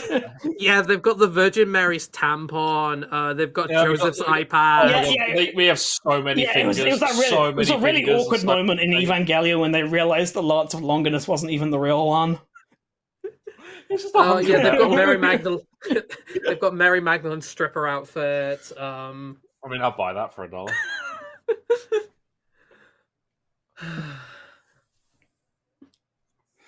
Yeah, so basically this military guy is like, listen, Zenigata, you are my boyfriend and I love you, but I can't help you unless you have something solid on this guy. You need to be solider than Solid Snake with. It's like, don't worry, I have a very trustworthy thief who's going to help us out here. Yeah. Also, right. Last thing we had Lupin in, right? Yeah. He said, we're going to Japan. Mm-hmm. So what do we need to do when we next cut to Lupin and co? We need to make sure we display the words Japan. Yes! Because we assumed the viewers can't remember 5 minutes ago. So yeah, they're hanging out at the boyfriends are hanging out in the woods. They're walking over to a little temple in the woods while the whole time Jigen is like, damn, don't you think swords are so gay, Lupin? Yes. The basis of these two's frenemy-ship is sword versus gun, but both of them are really, really good at it. What I wrote down for this was Weeaboo versus Westeraboo. Yeah. Yeah, this is Ken Sama versus Kenichiro Smith.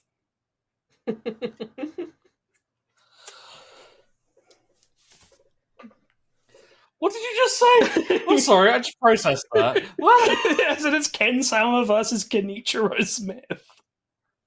Okay. At this point, Goemon is like, to prove how cool I am, you should shoot me. And then this is again the problem with the movie is there are times when the movie copies the anime, and then there are times where it's too scared. Like, this should have been a fucking Goemon splits the bullet kind of moment. That's what I expected that they were going for. Yeah. Like, there's a lot of times in this movie where they'll have Goemon, and they'll be like, okay, Goemon, this should now be cut in half. And it's like, no, never happens. We're not cutting Never it in happens. half. We're not. Never happens. No, we're not doing it. We're not cutting a thing in half.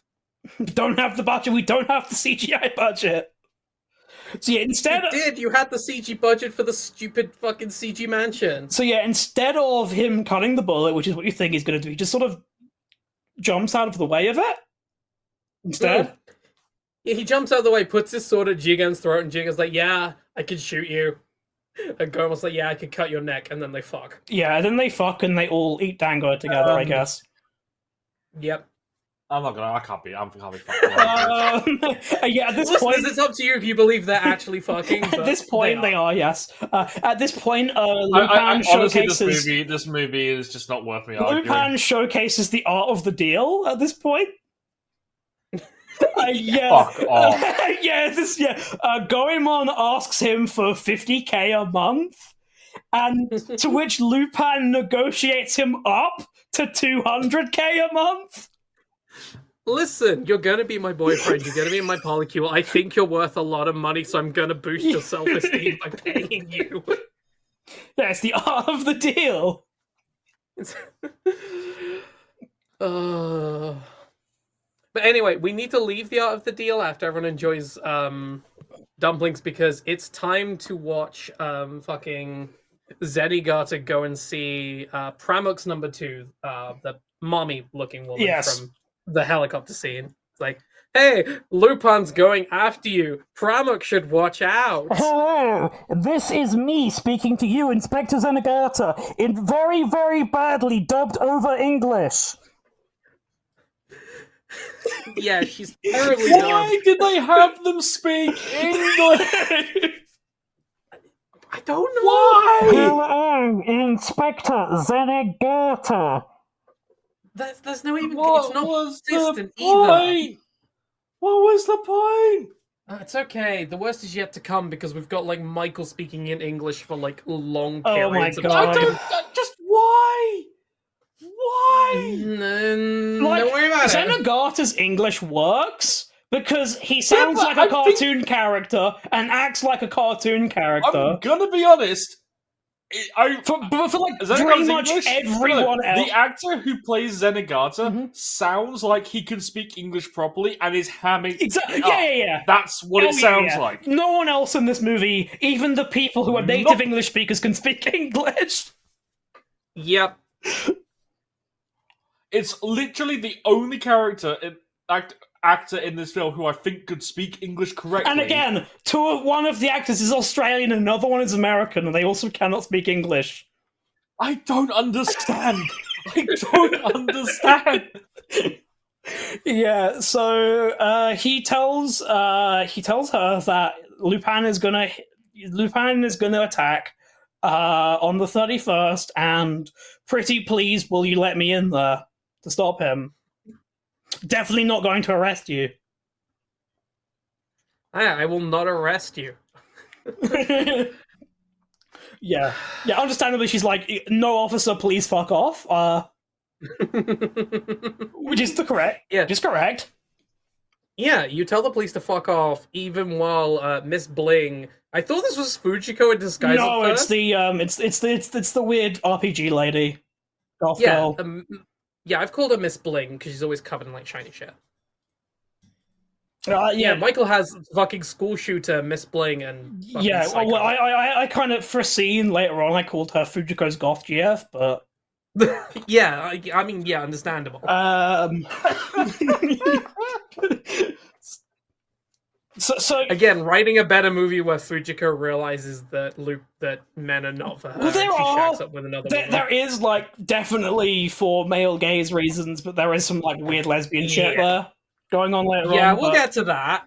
Which, yeah, we'll get to that. But yeah, we get like a brief scene of the boys flying back to they're on a passenger plane, right? Just like a normal passenger flight, and Yep. Lupin is like noncing a stewardess.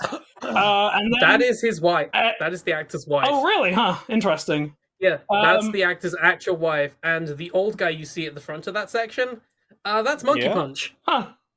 Wait, That's Looks the good for his age. Lupin writer, Monkey Punch. looks pretty good for his age, honestly. Yeah. What I do also want to ask though is how did they get their Fiat 500? Don't worry about it because They had it airdropped by helicopter. yeah. They were Lupin on, got enough of they a were kill on streak a at some normal point. passenger plane. Lupin Lupin- called in a fucking care package. It's fine. Yeah, So yeah, this is the point where we find out that they have the invincible cars cheat on. yes, because this trade location is super secure. We don't know where it is or what's going on. Anyway, we don't have time for this because we have to have a car fight. Yeah, so the goons are coming up in their SUV Gotta from the have a start car again. fight. And they have the fastest Fiat 500 in the world. I think the bigger question is, right, this whole thing is just a happy accident that they ran into like Michael's Yeah. they ran into They were the just evil ha- Hummer. Yeah, like on the road. like Michael's guy just like came back from like the drive-through getting some like lunch or something. Yeah, they've got like Burger King for the whole crew. Yeah. Instead of eating like fucking like was it like Michelin star meals, they're all just eating fucking Yeah, they've got- Burger King. Hey, Taiwan, Thai Burger King goes fucking crazy. I think it was Thailand where they had like the Sakura meal Burger King where it's like pink burgers and everything. Fuck. I mean, in Japan they had this. In Japan they had squid ink with like fucking real like shrimp patties. And in the UK we don't even get the BTS McDonald's meal, right?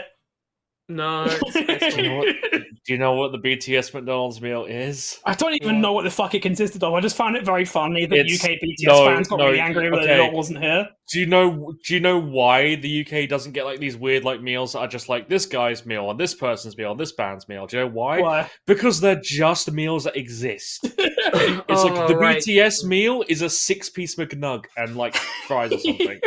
And like the Travis Scott meal was like nuggets, and something else meal was just a Big Mac. Like it's literally just they ask them what Burger King meal they like, and then they call it that.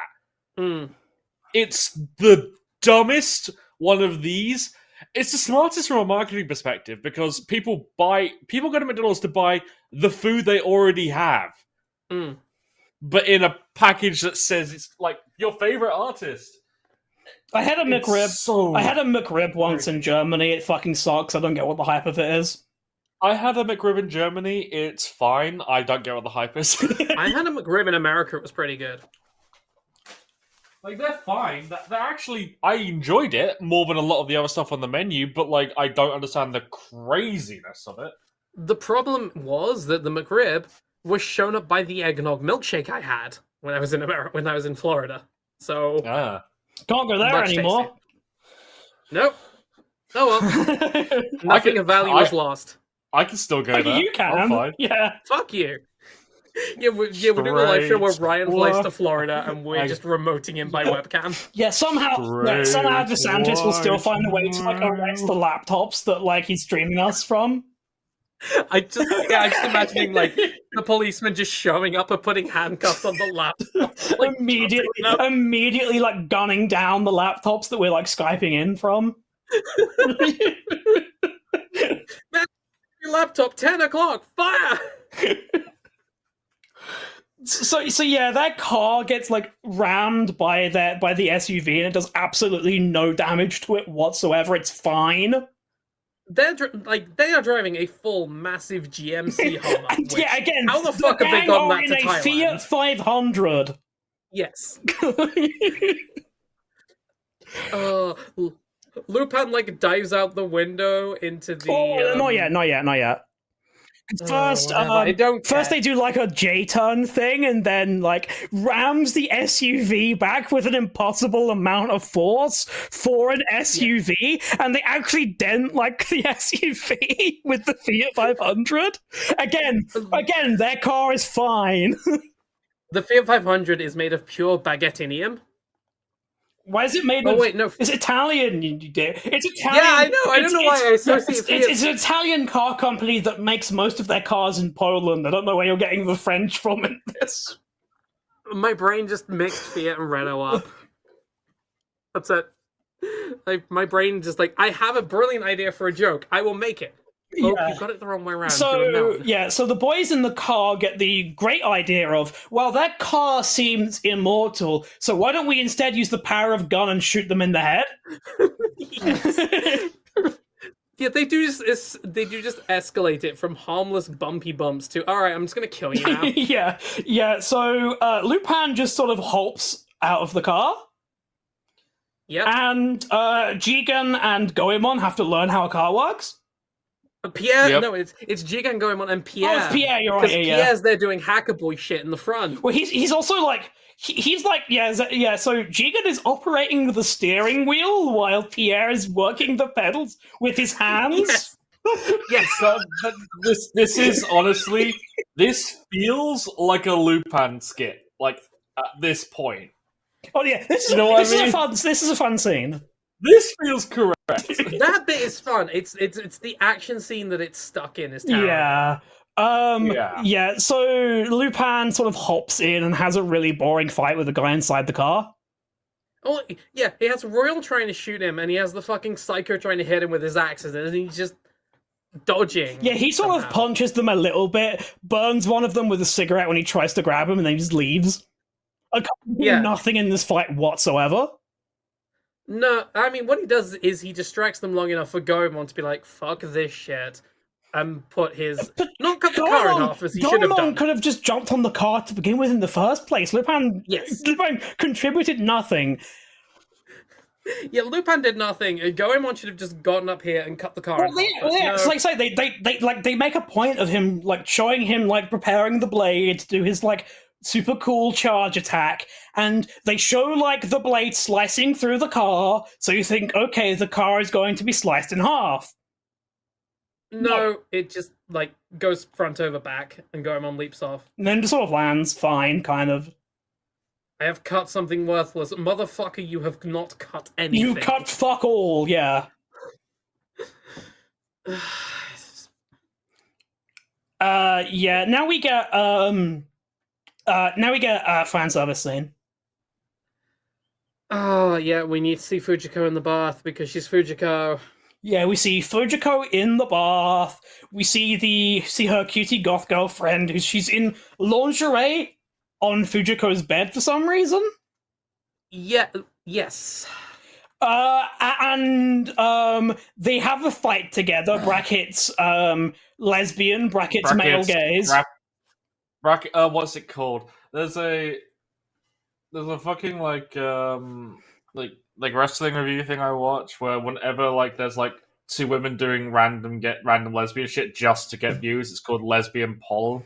I tell you what it is. It's like WWE women's wrestling from the era when they still called them divas. When they still called them divas. Yeah. Like, it's just like oh, and here we have the not gay but men will watch it segment from the show. Literally during their fight, they have a section where she pulls Fujiko underneath the covers of the bed to make it look like they're fucking for a second. You can't see what they're doing under there, so it could be fucking. Yeah. And do you know what the worst bit about this whole thing is? Lupin's just sort of sitting in Lupin is sitting in the cock chair watching this whole time.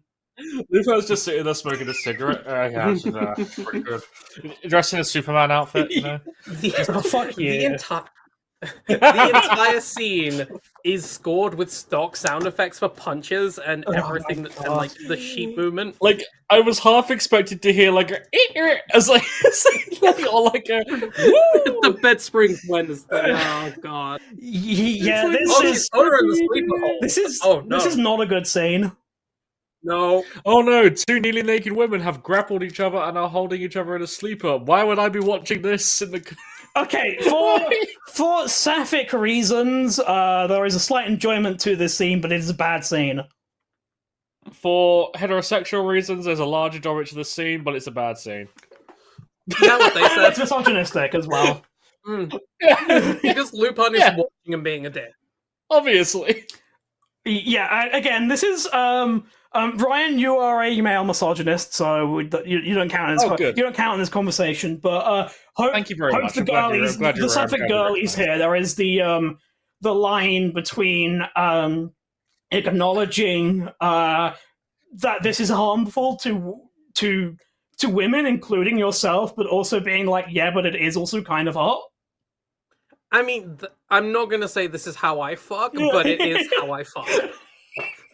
Yeah. I still have bruises, and I haven't seen my girlfriend for over a week. I have. That just sounds abusive. Yeah, I have bruises and scratches too, but unfortunately, it's from a cat. I love him, but he's a little monster sometimes. I fucking love how your cat likes me more. And by the way, I hope there's some of the other people. Oh yeah, it's quite funny that that Storm's fucking. I kind of got Storm to like tolerate me mildly a little bit at the end before I left. I saw him for literally 5 minutes. And he's like, "Yeah, okay, you'll do." Also, I want to point the worst thing about this scene is that it's pointless. Oh yeah, nothing at all. Okay, this is literally just like, all right, guys, we're gonna have the Fujiko tits out scene. There is no reason for this. I still think I want you to meet Michael. I want to meet Michael anyway. It's equivalent to, but not quite as bad as a similar scene from the game Heavy Rain. Where Heavy Rain is so much worse. I know what you're talking about. Yeah, as that scene. Yeah. There's a scene where one of the characters in that game, Madison, after having a shower, is sexually assaulted by a group of men who break into her apartment, and then it's revealed to be a dream afterwards. Thanks, David Cage. And it serves one purpose only. It's she had a bad dream, so she goes to sleep in a motel where the main Quick character question: is. doesn't she actually have her breasts out in that scene? Yes. Like, actually Yes. have? Yeah. Yes. Okay. Well, yeah. Specifically, it's a David Cage game, so it has a naked shower scene. Anyway, to add insult to injury to the cat fight, we get more titillation as a guy goes up to Fujiko and goes, "Oh my god, you're so hot," and then she just beats him up. Yeah, yeah. Well, he specifically tries to sniff her. Yeah. Also, Goth Girl is like she's wearing a jacket now, but she's still in the lingerie. She is serving cunt though. She's wearing She's wearing the what people think goths wear. Yeah. Except she looks like she's fallen through like a store and she's covered in bling. Yeah. Meanwhile, so Fujiko goes in to talk to Michael, and somehow Lupin is already there on the stairs listening. I don't know how he got in, but sure. Don't worry about it. This is where the English just really hits peak thing because Michael's going to be talking for 5 minutes, and I had to keep rewinding a bunch in this bit to be like, what the fuck is he saying? Like I understand. Like it's not like I understood the words he was saying, but I did not understand their meaning. This whole scene is so grammatically fucked up that I'm like. It was confirmed as the movie went on that this is what he was talking about, but I was like, is he saying that Fujiko is his sister, or is just the English that bad that I cannot tell what he's actually saying? And also, why do you have to add in this kind of shit? Like, my secret Chinese brother.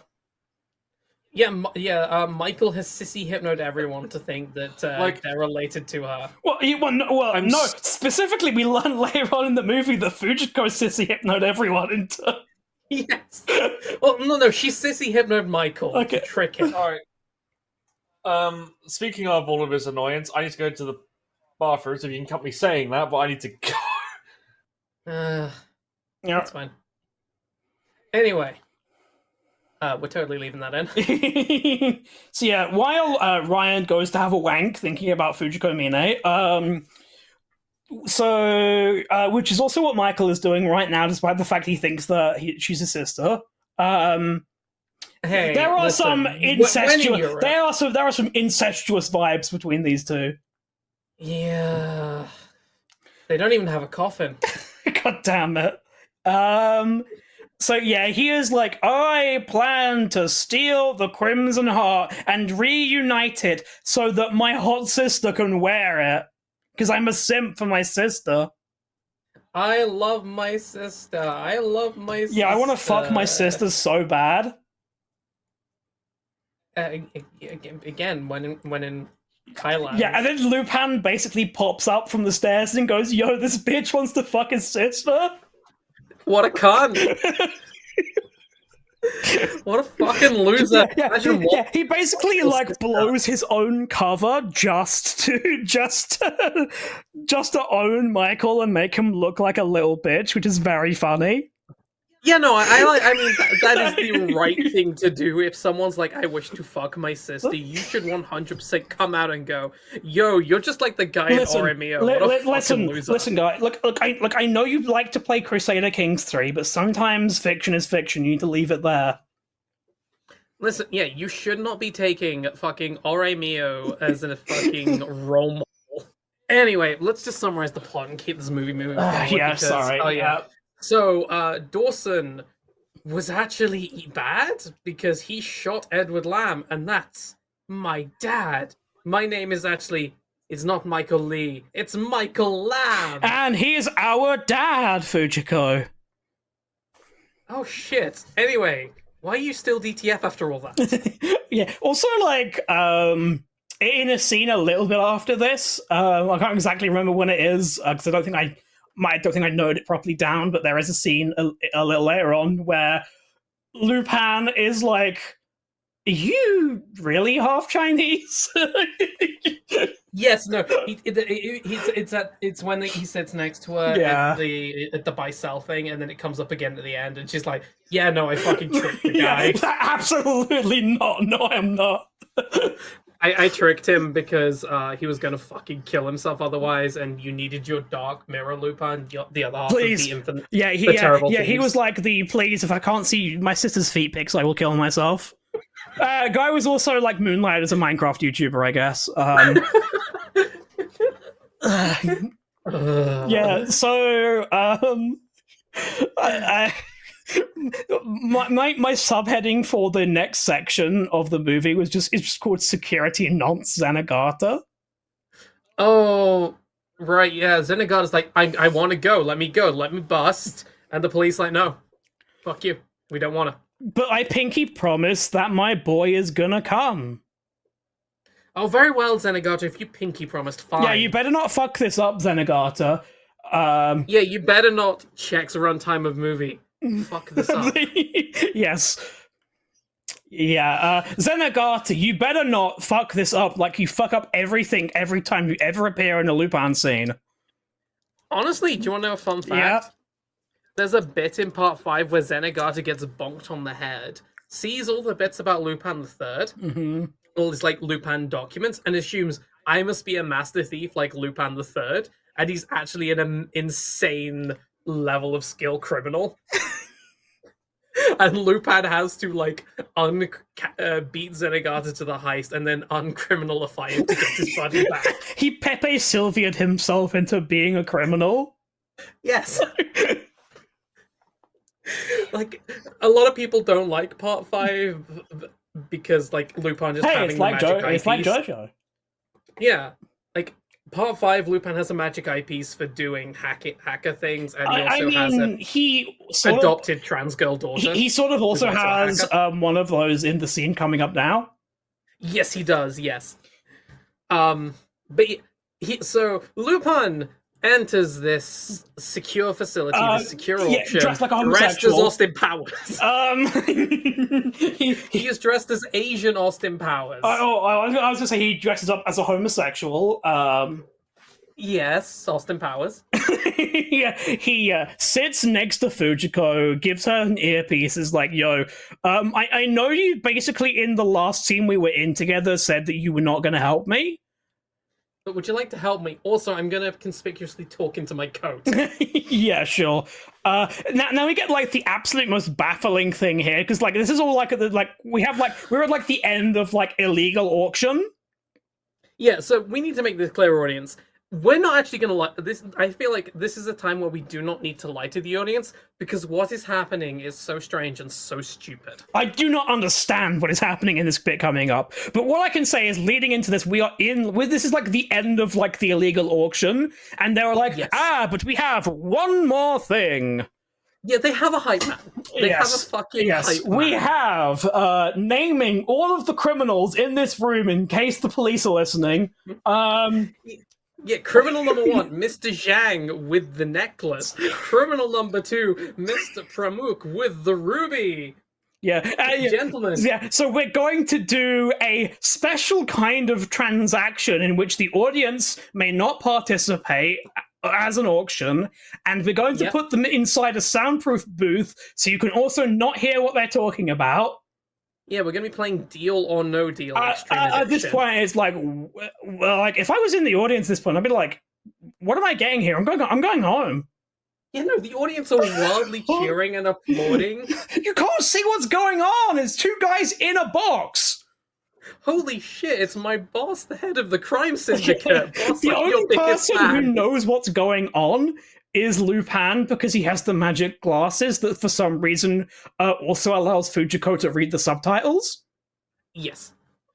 But yeah, so what they do is they open their briefcases, take the things out, put them in a drawer. The drawers go into a independent median area between the boxes, where they are 3D imaged in half a second and then analyzed by the British guy who has the computer that says legitimate. Okay, and so the way this trade works is that one person has to offer an amount of money that they want the other person to buy their item for, So yeah, sorry. So they want to. So they make an offer. Sorry, no, all right round. They make an offer about amount of money they want to buy this item from this other guy from, and if the guy says no, then he has to buy their item for that amount of money. So essentially, he puts down 200k and says, "I want to buy the ruby for 200k, and if I say no, and if you say no, you have to buy the necklace for 200k." Yeah. I don't understand this whatsoever. No, this makes no sense. Like, there's no haggling, there's no. Sorry, 200 million. It was. Sorry, the amount. Yeah, 200 million. Yeah. So what happens is he puts that down, and then our bad guy goes, "Hello, Michael. By the way, did you know I killed your father?" Thank you, Michael, for killing my rival, Dawson. Thank you for killing the other sex trafficker in the area. Now my life is so much easier. And then Michael tries to turn it around on him, being like, "I've planted explosives in this box, which I will detonate if you do not sell me the ruby." And Pramuk's like, "Yeah, go ahead, big man. Go ahead. Yeah. Go on. Yeah. Turns out Royal, the obvious. Well, this the funny thing I found about this scene is it's not that Royal is a traitor. It's that all of Michael's guys were traitors. Not a single one of them was on his side.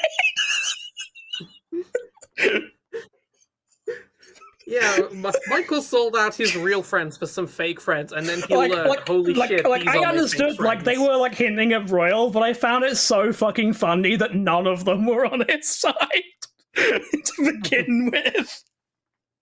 This guy is such a fucking cock, it's hilarious.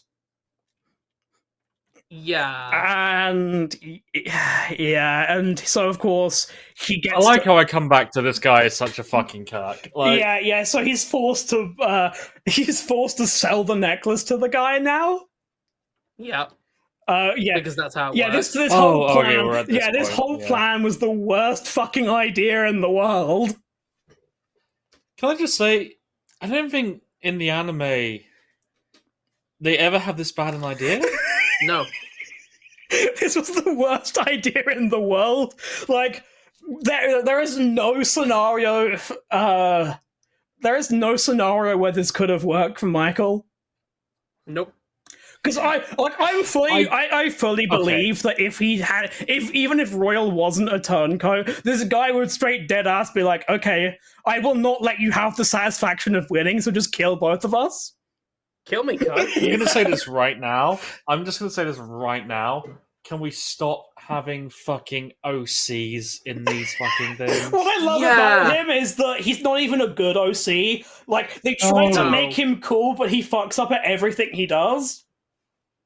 Yeah, he's meant to be like Lupin's dark mirror of the everyone's terrible. But he's actually more like Lupin's little brother that he's been forced to take along with him by his mum. Mum says it's my turn when we turn on the Xbox.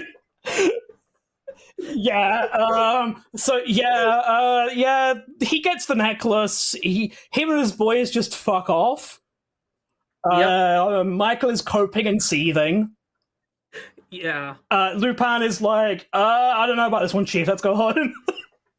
Yeah, no, you know what? This man this man. I think I want to completely destroy him because I can, and not just take the money and go. Yeah, I don't want to take the money and go. I want to destroy everything he has and also murder everyone who works for him.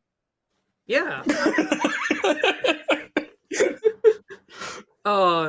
But because Lupin didn't move, Zenigata goes in with no intel and gets fucking owned. Yeah, gets owned. Looks like a huge piece of shit in front of his friends. Hi, Storm. Yeah, Zenigata falls over, spills his milk everywhere. Stomps on his hat. It's not going good for him, and he does. And he, of course, does the iconic Lupin scream. You want it? Yeah, go for it. Lupin!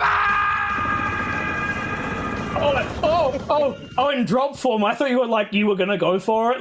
You were gonna do the Lupin! Yeah, exactly. That's what... Oh. Oh, Oh, okay. we're back. Yeah. So yeah, I fully thought that's The screen broke the thing. yeah, Zenigata. Yeah, the Zenigata scream just killed Podcastle. Yeah. But yeah, Zenigata, it does the most typical cop thing and instantly becomes an alcoholic and goes out drinking with his buddy. Oh, I think you're gonna say shoot an unarmed civilian. He considers doing that, but someone forces a drink into his hand before he can even consider going for a firearm. No, I'm kidding. It's Zenigata's probably like the one ACAB except Inspector Zenigata because he's not. No, I'm sorry. No, I'm sorry no. about Frosty, ACAB. I'm Frosty, sorry. ACAB includes. He's not a proper cop. ACAB Remember, includes Inspector Zenigata. I'm sorry. Frosty. He's not a No, he proper doesn't. cop though. He works for Interpol. He's not a proper policeman. I'm sorry. Like, I know that's not how Interpol works in real life, but at least in the concept of this, can you tell me what Interpol stands for? International police. Yes, and I know that's in real life, they're not cops. They're just like bureaucrats that do like essentially cop diplomacy. But in the Lupin universe, they are like international super cops. Zenigata is a cop. I'm sorry. ACAB includes Zenigata. Fine, whatever. Anyway, Michael has located Lupin's hideout somehow and is like, "Yo, I'm here." Yep, found it. Well, wait, no, they had the big folder that has everything about it. Sure. I just like, hi, I'm on the team because Uncle Nonce thought I was fucking cool. Yeah, Jigen immediately goes to shoot him. Yeah. Yeah. Which, I don't know, Lupin should let him, to be honest, but, yeah, instead Lupin shoots the gun out of his hand, then we just get, like, training montage with no montage music. I mean, we find out that Jigen had no bullets in his gun, and also his gun's perfectly fine from being shot. Yeah, don't worry about it. Then we get a incredibly weird scene after this, where they somehow acquired a supercomputer for hundreds of millions of dollars. Yeah, Like, Fujiko you have just to, found... like, with that kind of equipment, you have to, like, that's like shit you have to buy directly from Nvidia and Intel and stuff like that. Like, Yeah, you where have you're to, like, go to Germany. Please send this to my criminal base. Yeah, you have to, like, look really smart, go to fucking Siemens and be like, yo, build me a supercomputer in a supercomputer room, please. And they go, we're terribly sorry. We're all booked up for the next 3 years on installing these in supervillain layers. Can you do 2027?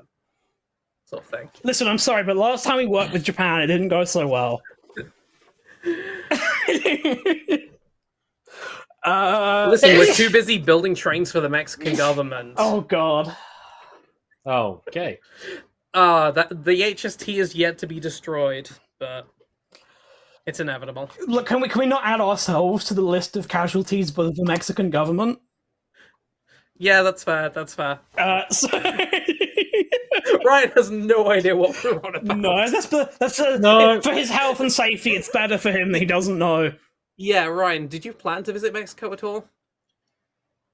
Maybe? Then it's good you don't know about this. It's fine. Yeah, so, yeah, it's revealed that they were able to afford this supercomputer because Fujiko just had $400 million, apparently. Yeah, so what this is Fujiko stole both of the checks that Michael just fucking ignored. Well, Michael tore his check up. Yeah, to pieces. which is weird, but Yeah, whatever. again, if he hadn't done that, I could have bought that supercomputer. Yeah, he could have had the Michael branded supercomputer. Oh, Yeah, no. yeah. The supercomputer that gets arrested by the Chinese government. Hey, it's okay though because Welcome home, Pierre Michael's made sure computer. Pierre made sure to spend the money wisely because he also bought some cat ear, some armor, some estrogen. Exactly. Alongside the world's best computer, you know? Like, also, sorry, I want to go back to the training montage. Hey, Lost. Oh, hello. I was lost. This is welcome to Stargate Oversight, the podcast where half the hosts arrive late. Hi, we're at the, hi, Lost. She's muted. Uh, We'll let her sort of stuff out. Because while she's doing that, I can go back and talk about something. yeah, sure. So you mentioned the fucking training scene, and we see the movie's newest trick it's learned. Yeah. They take a camera and they strap it to something Goemon has sliced, so we can see it fall. Yeah, I mean, yeah. Wow. Goemon just kills the cameraman at this point. Yeah, Goemon has killed the camera with his training, so they've had to attach the camera to some bamboo, which Goemon then cuts down, ruining a panda's lunch. I mean, pandas shouldn't be so shit, I guess. Yeah. Hey, I mean, they're pandas. Eat shoots and leaves is what they do. Yeah, they're carnivores as well. Most confusing animal on the planet, the carnivore that refuses to eat anything but vegetables. The carnivore bear that can be outrun by a human. I mean, that's just straight sucks to suck moment. Lost? Hi, Oh, it's lost. I'm here late for your podcast. Thank you for inviting me. Yeah, Hi, Lost. third guest, returning guest. Hi, Lost. Third guest? Yourself. The only guest. Oh,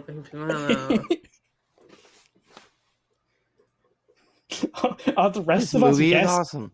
Are the rest of us guests in this podcast? We didn't know about yeah, it. sure. We're Sure. all guests here. We're all You're a guests in guest. this You're house. a guest. Oh, wrong film. Sorry. We're all guests in Podcastle's house. All praise Podcastle. Can I be heard? Yes, we can hear. Okay. Yeah. Okay, Lost. If you want to be caught up to where we are, we're at the supercomputer scene. The computer scene. Is that Yeah, after the car gets cut in half? Oh, that's way after. Yeah, we're at the scene where we meet fucking Joseph. Yeah, we've just had the stupid auction scene. The auction scene. Fuck. Okay. So yes, Pierre, as well as buying his cat ears and all his necessary gaming equipment, has also bought a 32-year-old who looks like a child with the computer. Who has purple hair Yeah. and pronouns, I guess. Okay, question. Is this meant to be some kind of joke about, like... Is this a joke queer person? Like, I can't tell. Yeah, I don't actually- know. The thing is, like, this actor is a Thai actor who's known for playing kids, essentially, while being, I believe that they were 32 at time of recording. What? This isn't... This is a niche? Yeah. Yes. Okay. They pay a teenager a lot, it looks like. Oh, so this is Yeah. supposed to be like a 30-year-old playing like Ed from Cowboy Bebop? Yes! Yeah. Yeah, that's it. That is exactly it. I hate it. I absolutely fucking hate this. Yeah, that's his entire deal is... Yeah, playing a kid. Sure, fine, whatever. Yep. Yeah, so I don't get it. I don't know if it's humor or if it's meant to be a nerd joke or it doesn't land. yeah, I don't know what it is, but we get told that they have like, wow, these guys are so cool. They have the coolest security ever. They have a magical light security system that's not lasers. No, but they can cut through steel. Also, Lupin's doing all of this on a 3D interactive hologram Yes, that he he's is. spinning. Yeah, because, that's how it works. My dude, you could just sell the hard light hologram and be rich. Yeah, you apparently invented that now. I got nothing. Yeah. Anyway, so we gotta hack the vault and use the keys at the same time. Yeah, the digital code that I don't know how it's normally supposed to be entered, but sure, has to be entered at the same time as somebody turns a lock in the physical lock in the vault with a key. You know, the digital code requires a physical action to work.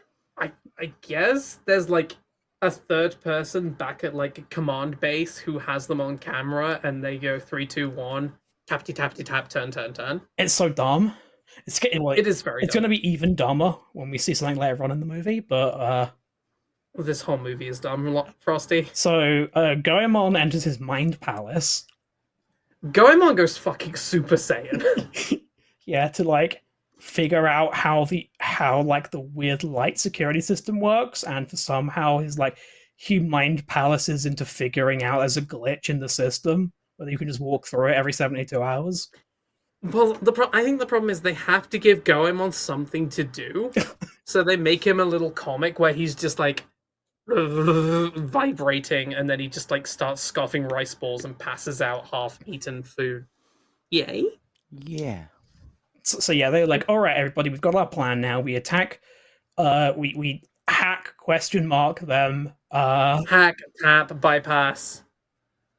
Exactly. Yep. And so before we do this, we're gonna have to smoke some meats on the roof. Yeah, we're gonna have a fine rooftop barbecue dining in Thailand. They're just sort of hanging out, and I have a note here that just says that Michael and Lupin look like they're about to fuck in every scene. Yeah. They're just like looking at each My other amazing lovingly. OC, yeah, my OC, Donut Steel, is so awesome that he gets to fuck both Lupin and Fujiko separately. Doesn't get to fuck Jigen though. No, he does not get to fuck Jigen because Jigen is working the grill. Also, Fujiko is like, Jigen's like, hey, is my food good this time to Fujiko? And she's like, yeah. Aww. Yay, Also, growth. He's not a misogynist. Goemon is just kind of sitting in the corner drinking sake by himself because he's a loser. He's not a misogynist. Woo. And Congratulations. listen, while they studied grilled meats, he studied the sake. Also, like the old dude butler guy, Yeah, he's just there now for some reason. and contributes nothing to the movie apart from to show a document to everyone and not the audience that has Lupin's real name on it. I guess for comedy effect. He's also there to go, Michael, I forgive you for getting my employer and your adoptive father figure killed. Yeah, sure. Now go. He's not here, but he's not a character. Also, apparently, Goemon's known Lupin's real name for ages, so Yeah, I don't know why, but I guess they matched on Grindr and he uses his real name on there. Oh my god. They would meet. yeah. Listen, they both heard the grinder pings go off, and they just switched to filter by local. And like, you know what? I can make this work. So yeah, where we dropping, boys? Drop in fucking Tomato Town. They drop in the battle bus, basically right in front of the compound. Yeah, except we weirdly go from hot drop to Zenigata and his boys are driving through a minefield with their mine. Yeah, GPS. Zenigata and the Thai military boys are showing up. Yeah, if you look at the thing, it's branded as mine GPS. Like, what the fuck? Specifically just for mines. And then we see the Ark, and that is not a building. Someone better call the Guardians because that is a fucking pyramid ship from Destiny. I mean, it's a modern art installation, basically. So it's a fancy pyramid because ancient Egypt. Zenigata gets allowed inside for some reason. I'm here to deliver this morning in person. I'm here to deliver you. I'm here to deliver you this rubber ducky USB hacking device. Please plug it into your computer. I really, really would want you to plug it into your computer right now.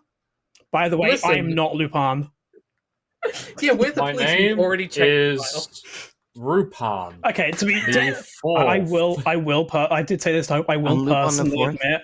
I will personally admit that I didn't actually initially realize that he was Lupin in disguise. No, I'll be honest, this got me as well. Yeah, I should did have get me. realized it because they've not used the masks at any point, and fucking Zenigata would be fucking passed out hungover because he was hitting the source hard. which we find out in literally like 2 seconds. It actually he actually is passed out. But yes, the standard, as Mr. Robot has taught us, the easiest source of security flaws is people and letting people stick random stuff into your system. Yeah, then like the big like anime section calling card from like near the end of Vanilla Persona 5 happens. It is just weirdly animated. Like, it doesn't match any Lupin style. Like, it doesn't look like any of the movies or any of the shows. It's just Like, it doesn't quite look right as like anime Lupin. I do appreciate the effort though. It just makes no sense. It sounds like that scene, since I'm here late and not from the beginning of the movie, there's a couple scenes like that where they're like, hey, if you do live action anime, it's got to look like anime, but we don't have the capability of making live action anime, so we're just going to live action it. And it's like, you can do it correctly. Films have done it, but this film has a lot of oh, we can't do that. And I'm like, just fucking do it. Oh yeah, It's you weren't here earlier, but we did a joke saying that we should all make a new live action Lupin movie, but except it's in the style of like Who Framed Roger Rabbit, where the main Lupin gang and Zenigata are still animated. Yeah, I can see that working. I mean, you say that, and that's kind of the thing, because there is a hard sort of like cut, and you don't see like the classic, like even Mission Impossible kind of did this with like the half face, like rubber face masks. But here it's just, hand reaches mask, cut around pillar. Yeah. It's now Lupin wearing Zenigata's outfit. Like, it's the laziest way of doing it. Yeah, it's like, I don't know how Lupin just perfectly changed into Zenigata like this. I kind of want to know what the budget was for this movie. It can't have been high. Like, I think this movie is like, you've ever seen those things where they're called anthologies, where somebody will take like a book or a bunch of stories from a book and turn it into short stories. Just feels like instead of making them short stories, they made it one movie, and it's just like random, like this feels like random panels from a Lupin manga, just like random panels. Like that's a cool flip, that's a cool, and then it happened. They all put it together, and they're like, "Well, how do these work together?" Like, I don't know. Yeah, they put some cool scenes in, and then they're like, "Okay, we have all this meat, but we have no cartilage." Yeah, so well, you've made the fossil Pokemon from Gen 7. Yeah, so what this hacking thing does is it leaks all of the child pornography on this dude's hard drive to the police. Yep. Yeah. I have the numbers, by the way. How much? Wait, can we all budget? Guess? Yeah, take a guess. What was the budget of this movie? 10 mil. 20 million. 25. Ryan's closest, 10.5 million. Damn. Yeah, this is not a high budget. Worldwide box office? Come on, it must have at least broke even, right? Can't have flopped that by a 10 million budget, right? 8.5. 8.5 mil.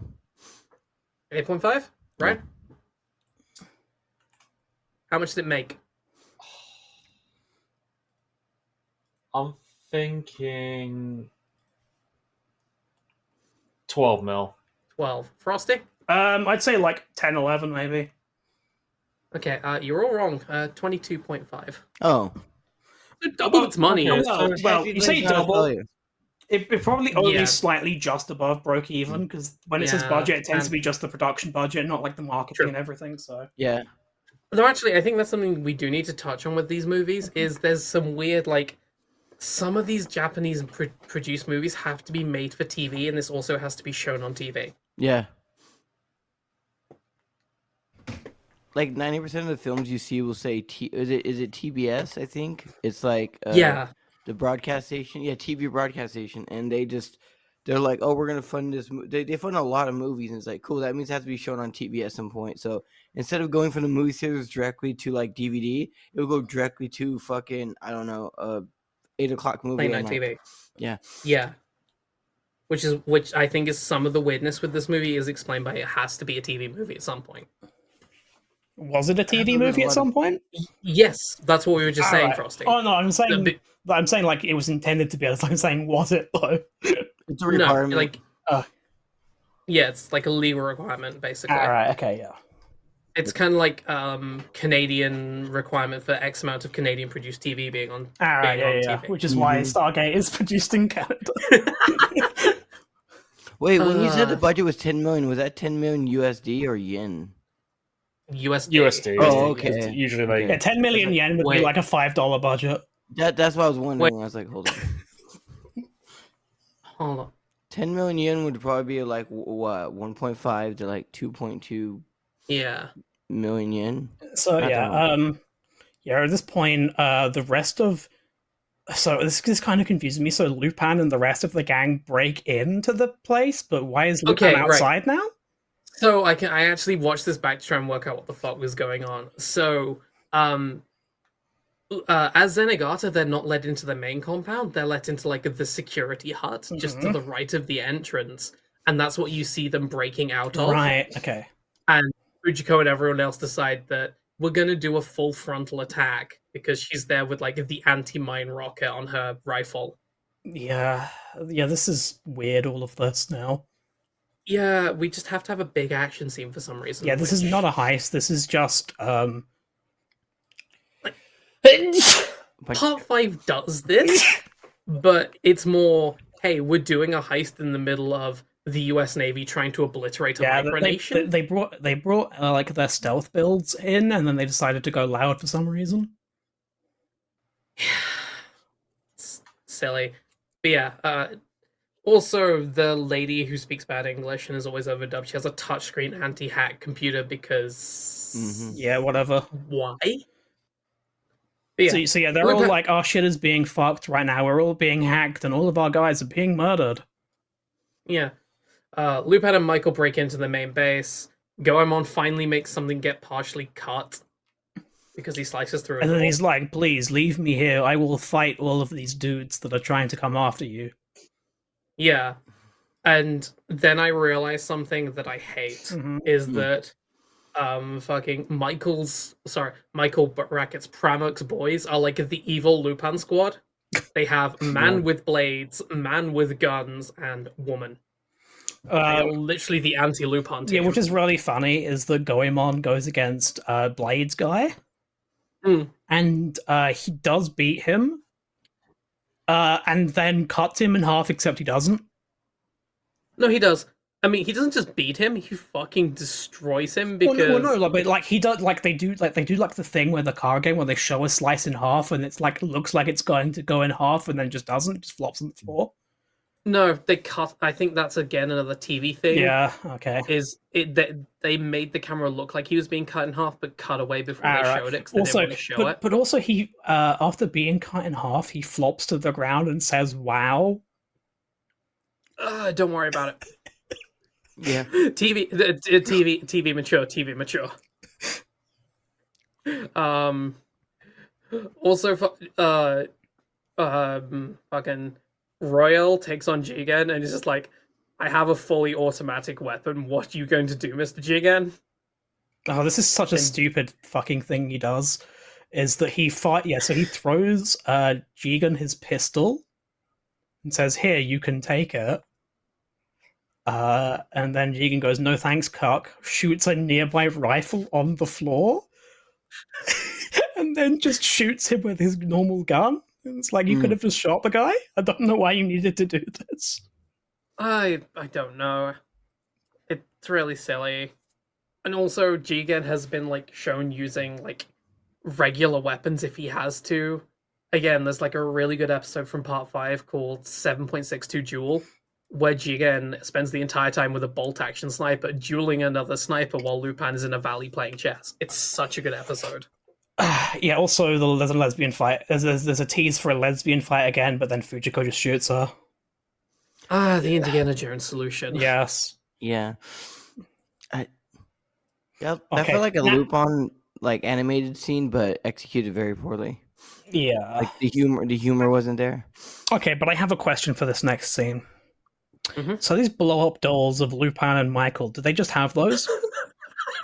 Yeah, that's yeah. The training montage included a sex scene, and they need doubles for when. They're pre-production. Yeah, they're making merch. So so they send like they're in dark. So yeah, Michael and Lupin are plunged into darkness, and they send like the Sam Fisher squad after them.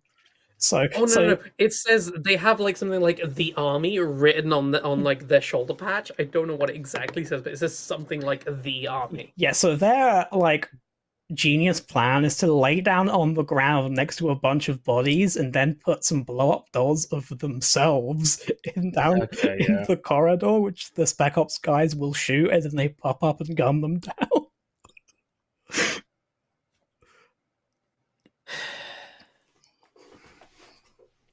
Have you considered other things like a stealth mission? No.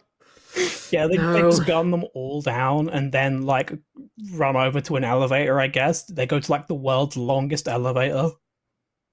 Yeah, they're playing Deus Ex Human Revolution. They don't have access to elevator skip. They're just stuck listening to Pritchard talk to them about Oh how god. augmentation is bad. Jensen, when you get to the top By of the the elevator, way- take the next elevator, By Jensen. the way, Jensen, I think you're a cuck and you're cringe and not based. You are a cuck, Jensen. Jensen, Yep. Pritchard here. I'm not going to be in the next game, so I'm going to be as annoying as possible in this game. I think there's like an email from him or something in Mankind Divided that you can find. That's about it. He's in a DLC. You get a DLC mission dedicated to him, I'm afraid. Fucking deal. Yeah, the game. Oh yeah, the half game that they decided to give us. Yeah, the half game that we're not going to see a fucking sequel to. Yeah, because until Embracer is probably years. going to shut down IDOS. Woohoo! Oh yeah, they shut Johnny down said everything Johnny else. said Johnny said another project he was working on just got shut down. Cool, thanks Embracer. Thanks, Embracer. They closed down Free Radical again, so Time Splitters is cancelled again for the millionth time. Uh, Yeah, are we talking about Lupin? Did I just blank out? Yeah, sure. Yeah, sure. and yes, I was sitting there going, I do "There's a need DLC for a movie. I want to watch it or play it." How's that work? I had the DLC for Lupin the Third no, live action. Don't suggest No, it. no, no. Hollywood is going to make movie DLCs. I don't know how they will work, but they will make. no, Frosty, they the did it. DLC is our remake of the movie, so it's better. No, they tried these in the 2010s. Remember, every time there was a movie, there would be like a 5-minute short related to the movie, and they're like, they do this in Japan. I'm like, that's called an OVA, and they do it on the end of a DVD of an anime. Fuck, I remember. I Please think it was stop like this. Harry Potter 2 or 3. There was like a bunch of mini games on the DVD. I that remember playing. those. Yeah. Oh, fucking I also Yeah, that's your remember- DLC. I remember on it was the DVD release of Shrek 2, where they had an extra bonus disc where you could play a Shrek themed version of like the American X Idol. Factor. Oh, yeah, the X Factor, yeah. and American yeah, Idol, wasn't it? there was like a Simon Cowell, Yeah. isn't it? With like Shrek Simon Cowell. And then you get to hear all the songs that you heard in the movie, and then you get to vote which the best song is, and it was all just stop motion, like a frozen image. Yeah, and then you get to select vote it. what song it is. I'm not gonna and then lie. no matter what you pick, Simon Cowell picks himself instead, and he does his own weird song. I mean, I'm not gonna Yeah. lie. That's kind of funny. Like that is kind of funny. Yeah, God, I miss interactive it's- DVDs when they gave you shit. That was actually kind of cool. they were weird, but I do kind of miss them. You're right. It was like Mhm. free content. It wasn't really a harm. Random Yeah. side note: does anyone remember the hit animated movie Flushed Away? The people never- made, they made clay animation movies, and this was their first time of not doing that, and they just went CGI because it's cheaper. And on that DVD, No, yeah, that movie's not. Oh, it's all just fucking CGI. they went CG because they were working with DreamWorks. They had a That's what it partnership with was. DreamWorks, and so they did a CG one as like a test, and then they Yeah. were going to like potentially merge the studios and work together. But Flushed Away tanked so hard, they were like, "Yeah, no, we're not going to Yeah. do this." That thing had a DVD interactive game on it, and what you were the main character riding a turd trying to dodge shit throughout the fucking Beautiful. getting flushed away. And I just remember going, "It's a piece of shit." Like literally, they weren't hiding it. It's just a brown. What a beautiful era that was. Like every kids movie had the most dog shit like tie-in game and they also had DVD extras games, and the DVD extras games were better than the like tie-in games. Fucking, I think that was THQ. Like Oh, whatever yeah. the studio was for games. They apparently Oh, well, right before they THQ went was basically a mill for like they had a few original games as well, but they basically did the WWE games and then movie tie-in games. Yeah, Well, they had two different studios. One was over in a different country. What's fun about that is right before they went out of business, a year before they went out of business, they were worth like $2.2 billion because apparently I've had a bunch of those games. Everybody buys those games. They're like, oh, there's a movie. Let's buy my kid the fucking Harry Potter tie-in game. Or Oh the, yeah, I've just the- got so many fucking weird old THQ games sitting around. Yeah. I want the Lupin one. Why didn't they make one for his movie? THQ was still around. Oh my god, no, Yeah, please. but I wanted to be that bad game. You know that game that's supposed to be like an army game, but it's just like you walk up and then it's like a picture gallery, and you take shots at things that pop up, and then you walk to the next section. You know, And now there is a company, that wears the mask of the skin flesh mask of THQ, and it's THQ Nordic, and they are a zombie holding company for Embracer.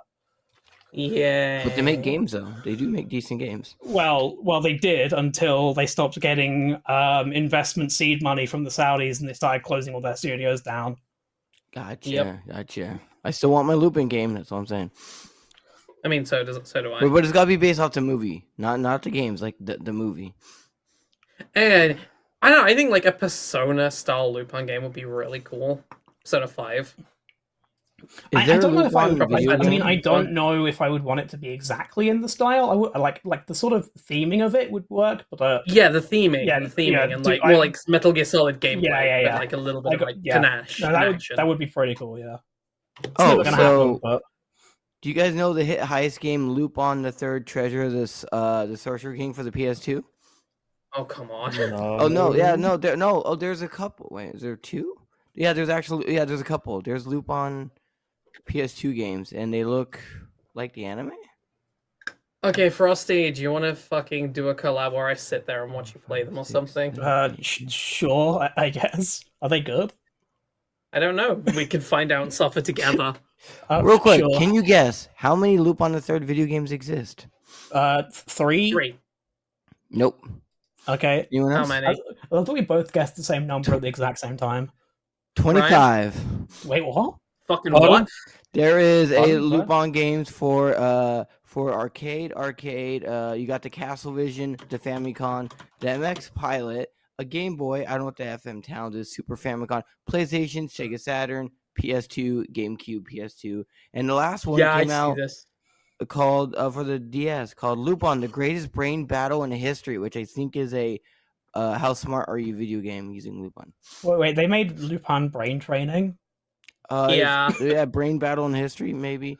But the PS2 one, the Sorcerer King, is the most popular, and it's a third-person perspective video game, and it's based on the original manga. It looks interesting. All right, so we should finish the movie though. Yeah, we sorry. should. It's getting late. I need to go to. Yeah. So do you. So I mean, the movie is basically over because after they go through the they lift, they're head like, to the vault. So they head to the vault. They have to go through like the glitch light thing. they make it in time, but also it's like, where are they possibly going? I don't know. You can track them by all the shot out CCTV cameras. Also, like, what's the plan of getting back out of there again? Don't worry about it. You got to wait 72 hours again, buddy. There's an off switch at the other end. Yes, obviously. So, so they reach the vault and they have like a tense moment where the weird child person is struggling to hack into the lock. Yeah. And then they make the keys on the spot with some kind of like putty, and the woman's like, they can't do that. Shoot them or something. But Joseph gets the code, they enter the vault, and Lupin nonces a safe. yeah, he does. He also says that women and safes are the same thing. I mean, Lupin nonces the safe. Like, he'll nonce a safe, but he won't say the creepy shit. So, at this point, they get like sealed inside, and they do the Metal Gear Solid like death trap. Yeah, because they didn't check for a fucking pressure sensor on the ruby, which was the only thing in the safe. Which is also like a pressure sensor on a fucking treasure in a vault or something is like the most common movie trope I think in existence, and the fact that they didn't check for it is fucking bananas. A pressure sensor was an obstacle you had to evade at the start of the movie during that heist. Yeah. So Lupin reveals at this point that he still has the explosives from the start of the movie on him. Yeah, Somehow I used they- to ties the amount. And that he could have just blown open the vault the whole time. And he never needs to do any of the hacking stuff to begin with. I don't quite get that. Oh, if we blew the vault door up, the safe would lock automatically or some shit. Don't care. Except clearly it doesn't, because Because Michael can just throw Lupin into the safe, lock him in there, let the explosion Yeah. go off, and then Lupin can just get out of there fine. Yeah, with Michael fucking Yeah, dead. Michael's just dead. Yeah, so Lupin sets the explosives and says, we have to like risk this, and Michael's like, no, I will sacrifice myself to save you and earn my redemption, question mark. Also, it's shot so terribly, like they have like blurry passing out vision, and it just looks like it's gonna give you a headache. Yeah, and immediately as soon as Lupin walks out with the necklace, he gets captured. Yeah, because Pramuk has hired fucking Bison's troops to make up for all the dead guys. Yeah, so they leads them all outside and does his "haha, I've beaten you" speech. Oh, I'm so awesome, Lupin the Third. You're not bad, but I'm really awesome, and I know because I'm just like you, Lupin. Yeah, no one can save you. No one can save you now, Lupin. Not you're even dead, not Lupin. even Inspector Zenigata, who you definitely haven't called here the whole time. Oh, hi, Inspector Zenigata. What a pleasure to see you here. Please take these thieves away and with my property. Zenigata shows up and resolves the plot for them. But that part Pramuk, for being an illegal bastard, you're going to prison. So wait, that part when they're doing the whole bank heist scene and Lupin starts to pass out real quick. Why is he starting to pass out? Are they sucking the air out of there? Because they're draining the oxygen from the sealed room. Oh, okay, but Michael's like fucking able to handle it better than Lupin somehow. Like, yeah, he's OC Do Not Steal. He's just slightly better than Lupin. all I can but he can't be allowed to survive. All I can say about the scene real quick, I'm watching this whole movie yesterday, like before we were supposed to record, and I'm sitting there watching it going, okay, no, you're not allowed to have an emotional, half decent scene in a movie that's gonna like, make me like the character. Like you had 2 hours to do that. Don't do that now, please. Yeah, they fuck up, but that's probably this is like the best serious scene in the movie, in my opinion. Like if they're gonna like make a serious scene in an action film, it's not half bad. It's a little, headachy, but like I think the idea could have worked. The problem is Michael is OC Do Not Steal with the personality of I will fuck my sister. Yeah. He's just not a great character. So it's like, oh, we're gonna. It's like killing off that anti-hero, but like they're not a good anti-hero. It's like I don't know. Yeah. So the difference between killing off Seto Kaiba and killing off I don't know. Actually, I'm struggling. Who's the guy with the eyeball? There you go. Yeah. So Zenigata shows up and says, "You're all under arrest. I'm taking the necklace. Lupin, you can go because I think you're cool." Nah, he's not taking. Yeah. Like, also, the thing is, the Thai guy is like, this necklace, Inspector Zenigata, this is yours. Just casual police corruption. As thank you for your services, you may take this priceless ancient treasure. And of course, once Zenigata gets back into the helicopter, it's been switched out with a fake.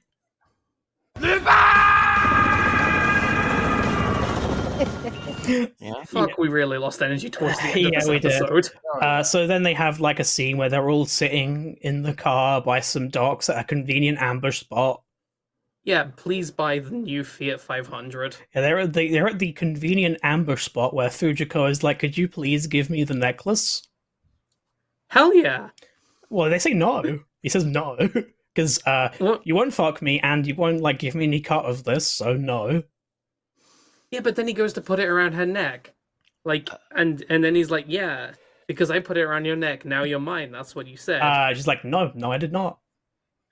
I lied. A woman's words. No, she didn't lie. She, in fact, did not. Like, Lupin asked her to think that, and she did not say that she would. Straight up. Like, she was like, nah.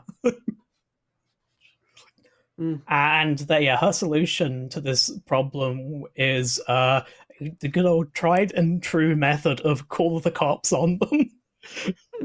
Call the cops on the creepy pervert. Yeah, and Zenigata shows up again immediately, and she uses the confusion to fuck off. And they take off in the car, and what's probably a cute little scene that is straight out of Lupin, but I'm too tired, and this movie has been dog shit. It has been terrible most of the time. Can I get a couple points across towards the end of the film? Sure. Okay. Yeah, so one random side note, we're at the end, but we just get the part where the bad guy's like, haha, you can't arrest me because, the cops here to like arrest him. And then he looks at the bad guy and goes, "No, you're going to jail." And the bad guy's like, "Oh no, I went to jail. Why?" And it's like, "You're a bad guy." But then all the stuff Frosty talked about. But I just want to point out the end of this fucking film, which really annoyed me, is just to make a comparison to the beginning of the film real quick. At the beginning of the film, it started out like how I guess like a James Bond live action film would work, but it was Lupin styled, where it's like they do a big heist and Lupin steals the item because Lupin's like a smartass like that. And I'm like, that's cool. I'm expecting us to get a live action Lupin film that's not going to be comedic, but it's going to be good. Great execution. And then the rest of the film just fucking shits and like, does what it does. I mean, and then it takes the hard it takes the hard nosedive as soon as Michael appears. Yeah, it does, Yeah. and it kind of irritates me. And I'm like, okay, whatever. They ruined it. They could have made like an actual good live action, like I mean, they like a had me Matrix again style for a one. bit. They had me again for a bit when Zenigata appeared, but yeah, it just Again, Zenigata and fucking Jigen, best parts of the movie. I just felt like it was going to be really good, and they could have done like a Matrix thing where it's like it's not anime, but it's anime adjacent. It's going to look really good, and then they Nope. fuck up, and then at the end they do another thing. They do a different art style, just like the beginning of the movie that has nothing to do with the rest of the movie, where they proved right there in 5 seconds the whole cutscene where he has his hat and he's chasing them down, and they're pointing like the anime, and they get in their Fiat and they're driving off and they're doing that funny ass shit, and they throw shit. I'm just sitting there going, so you're telling me they could have made a live action Lupin movie? They just didn't. Yeah, they chose not they to. didn't. I mean, I'm kind of wondering again. My theory earlier on, before you were in, was that whether or not this was a generic heist movie that this guy was just making, and then they got like the Lupin license, and then It feels like that. Honestly, it feels like that. Or like, is this the joke of like Lupin and them were a serious gang of people, and then this heist happens, and then this is the part where the cartoon stuff happens because it ends on a cartoon scene. If they made a sequel to this, was it going to be all cartoony? Like, that's what I was wondering. Is this like a prequel film? I know it technically is trying to be a prequel film because Michael never existed, but like, there's so many fucking backstories in this show and the movies and all this shit. It's like Lupin did a lot of shit from the age of 22 to 25, like a lot of shit. Like, Again, I think, and this is like my personal opinion, is that Lupin should just start in medias res. Like, Lupin is a thief. Zenigata is trying to catch him. He has his polycule, and he has fun. That's polycule. it. You want to do a little bit with some backstory about something happened in the past here with Lupin? Cool, that's fine. Lupin's past adventures. I think, But, I think an idea that you could do as well is that you could have a sort of origin story of like the gang getting together. But I do think that like the Zenigata and Lupin like element should still like be a thing already. If they did, like Zenigata almost gets Lupin, and Lupin's like, "Shit, I need some dudes. I need some help." That could be a cool like. if they were gonna do the gang gets together to make it funny because it's Lupin, they should just do like the joke of they've already known each other for, even though they just met, just to pretend they've known each other all the time, is to do that fucking that scene where it's like they run in, they go, "Who are you? I do this, okay," and he's like, "Son of a bitch, I'm in." Just do that. That would be fucking great. Son of a bitch, The I'm fact in. is, yeah, if you want to do an origin story, why have we got Pierre, Joseph, Dead Cunt, and Michael? Why have we got these four characters just sitting on the movie like a lead balloon? And a lot of old men. You want to do an origin story? Yeah, again, that's kind of why I think this was a different movie, because those four are characters from a different movie. Yeah. That's probably what it was. I bet you they had this heist film and said, "Hey, here's a heist film," and then they're like, "Hey, what if we made a Lupin film?" And then what they did was the parts where the creator Monkey came in to like write it. He came in and saw this, and he just put Lupin in random scenes. And I think that's what it is, because again, this film has like 5 really good scenes. There's a sword scene, the intro, the outro. There's even a Rubik's Cube scene, stupid ass scene, but I get it. I'm like, oh, they're trying to be a little Lupin-y of like, I can't figure this shit out. And he figures it out in 2 seconds. The extra hard Rubik's Cube. I can't see any notes about this. The only interesting fact is that Lupin, Fujiko, and Goemon were all previously in the movie Crow's 02. Yeah, it doesn't make sense, because the person that wrote this, the writer of this movie, his last 3 films are like all like 80% Rotten Tomato films, or like just. They're all B films, like pretty decent films. And then we got this C or D. Just probably a D film, honestly. But yeah, it's weird. Right. Well, I think that about wraps it up for this one. It's a Yep, shit I have, movie. I have nothing to add. It to says this movie, nothing about the honestly. military other than They cowards? exist. Question mark. Yeah, the military exists and can be tricked into saving the day and will not arrest you even though you are a criminal because your buddy is cool. Wait, one quick random side note. I know I always bitch that I'm tired of movies using Nazis as a bad guy, you know, because it's just a cheap thing. I watched this movie and I'm like, God damn it, can the bad guys just be Nazis? That would be somewhat interesting. I don't know why, but I didn't like the white guy, rich anthropocene thing. And I got lost in the film yesterday, and I remember seeing that old guy in a chair doing something. I'm like, is that the old guy from the beginning? And I looked, they were like 88.8% look the fucking same. Like there's like a bunch of people that look the same. I'm like, oh, it's this old guy. Okay, old rich guy. Yeah, it's an evil old guy. Yeah, evil old guy. But like, can he be a Nazi? Because the money. You did miss the joke that that both of them have a clone of Hitler in their vault. Yeah. Okay. That's not, I wish I was here. I mean, I thought. I'm sorry. I assumed you meant it was the same clone of Hitler, and you stole it from him when he. Oh no, they have two different clones of Hitler. It's that story that they used to do after World War II, where I don't know if you know, there's 6 different films that exist where there's some kid going on through life, and it's like, yeah, we kept his DNA and made you. You're Hitler's little brother. You're the son of Hitler. Oh, you're Hitler's cousin. Yeah, those all exist. Fun fact. Of course they do. Oh yeah, of course I do. And I want the Lupin version. Lupin, you're 2% Hitler. No, I'm joking. That would make Lupin. Where's the real response would be? All right. Yeah, and I'm like 5% Genghis Khan. Fuck off. Like what does that actually mean? Though? 5% Genghis Khan, 2% Hitler. I have anger issues. I'm like 10% Oda Nobunaga because Oda was just being gay with everyone. Jesus Christ. Yeah, being gay with everyone, an act that typically produces offspring. Don't worry about it. With the power of Yuri, anything can happen. Okay, so we're writing this Lupin fanfic starting now. I'm joking. Thanks for having me. Listen, if the pussies touch, you can get impregnated. Thank you, everybody, for listening to this episode of Stargate Oversight, I guess. Yep. Yeah, thank you for making it through the last hour. We're very sorry. Thanks for my 20 minutes that I was here. The last bit of this movie is just a fucking slog. I love you, Lost. I wouldn't. I mean, of course, I love you. We're dating.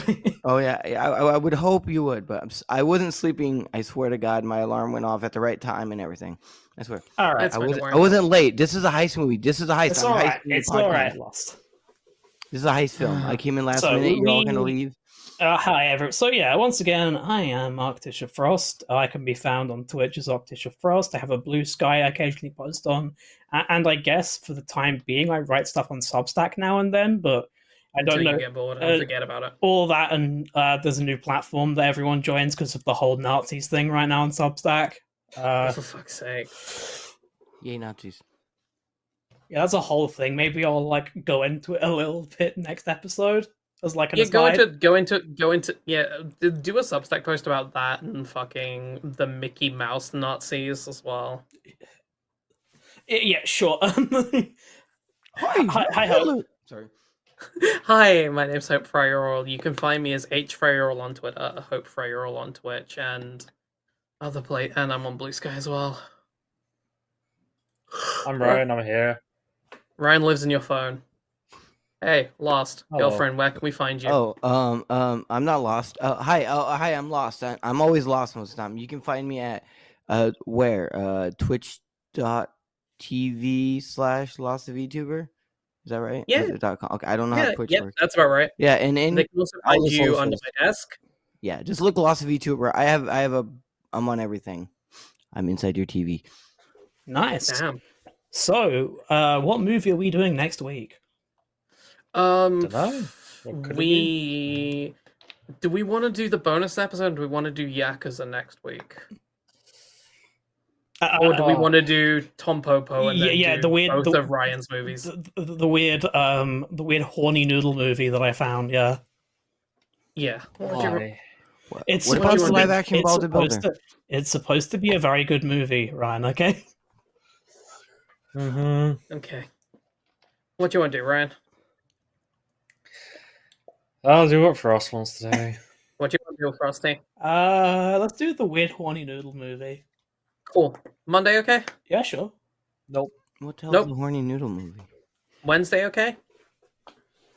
Let me double check. We'll figure it out. We'll figure it out. Okay, yeah, we should probably be going to bed. Yeah.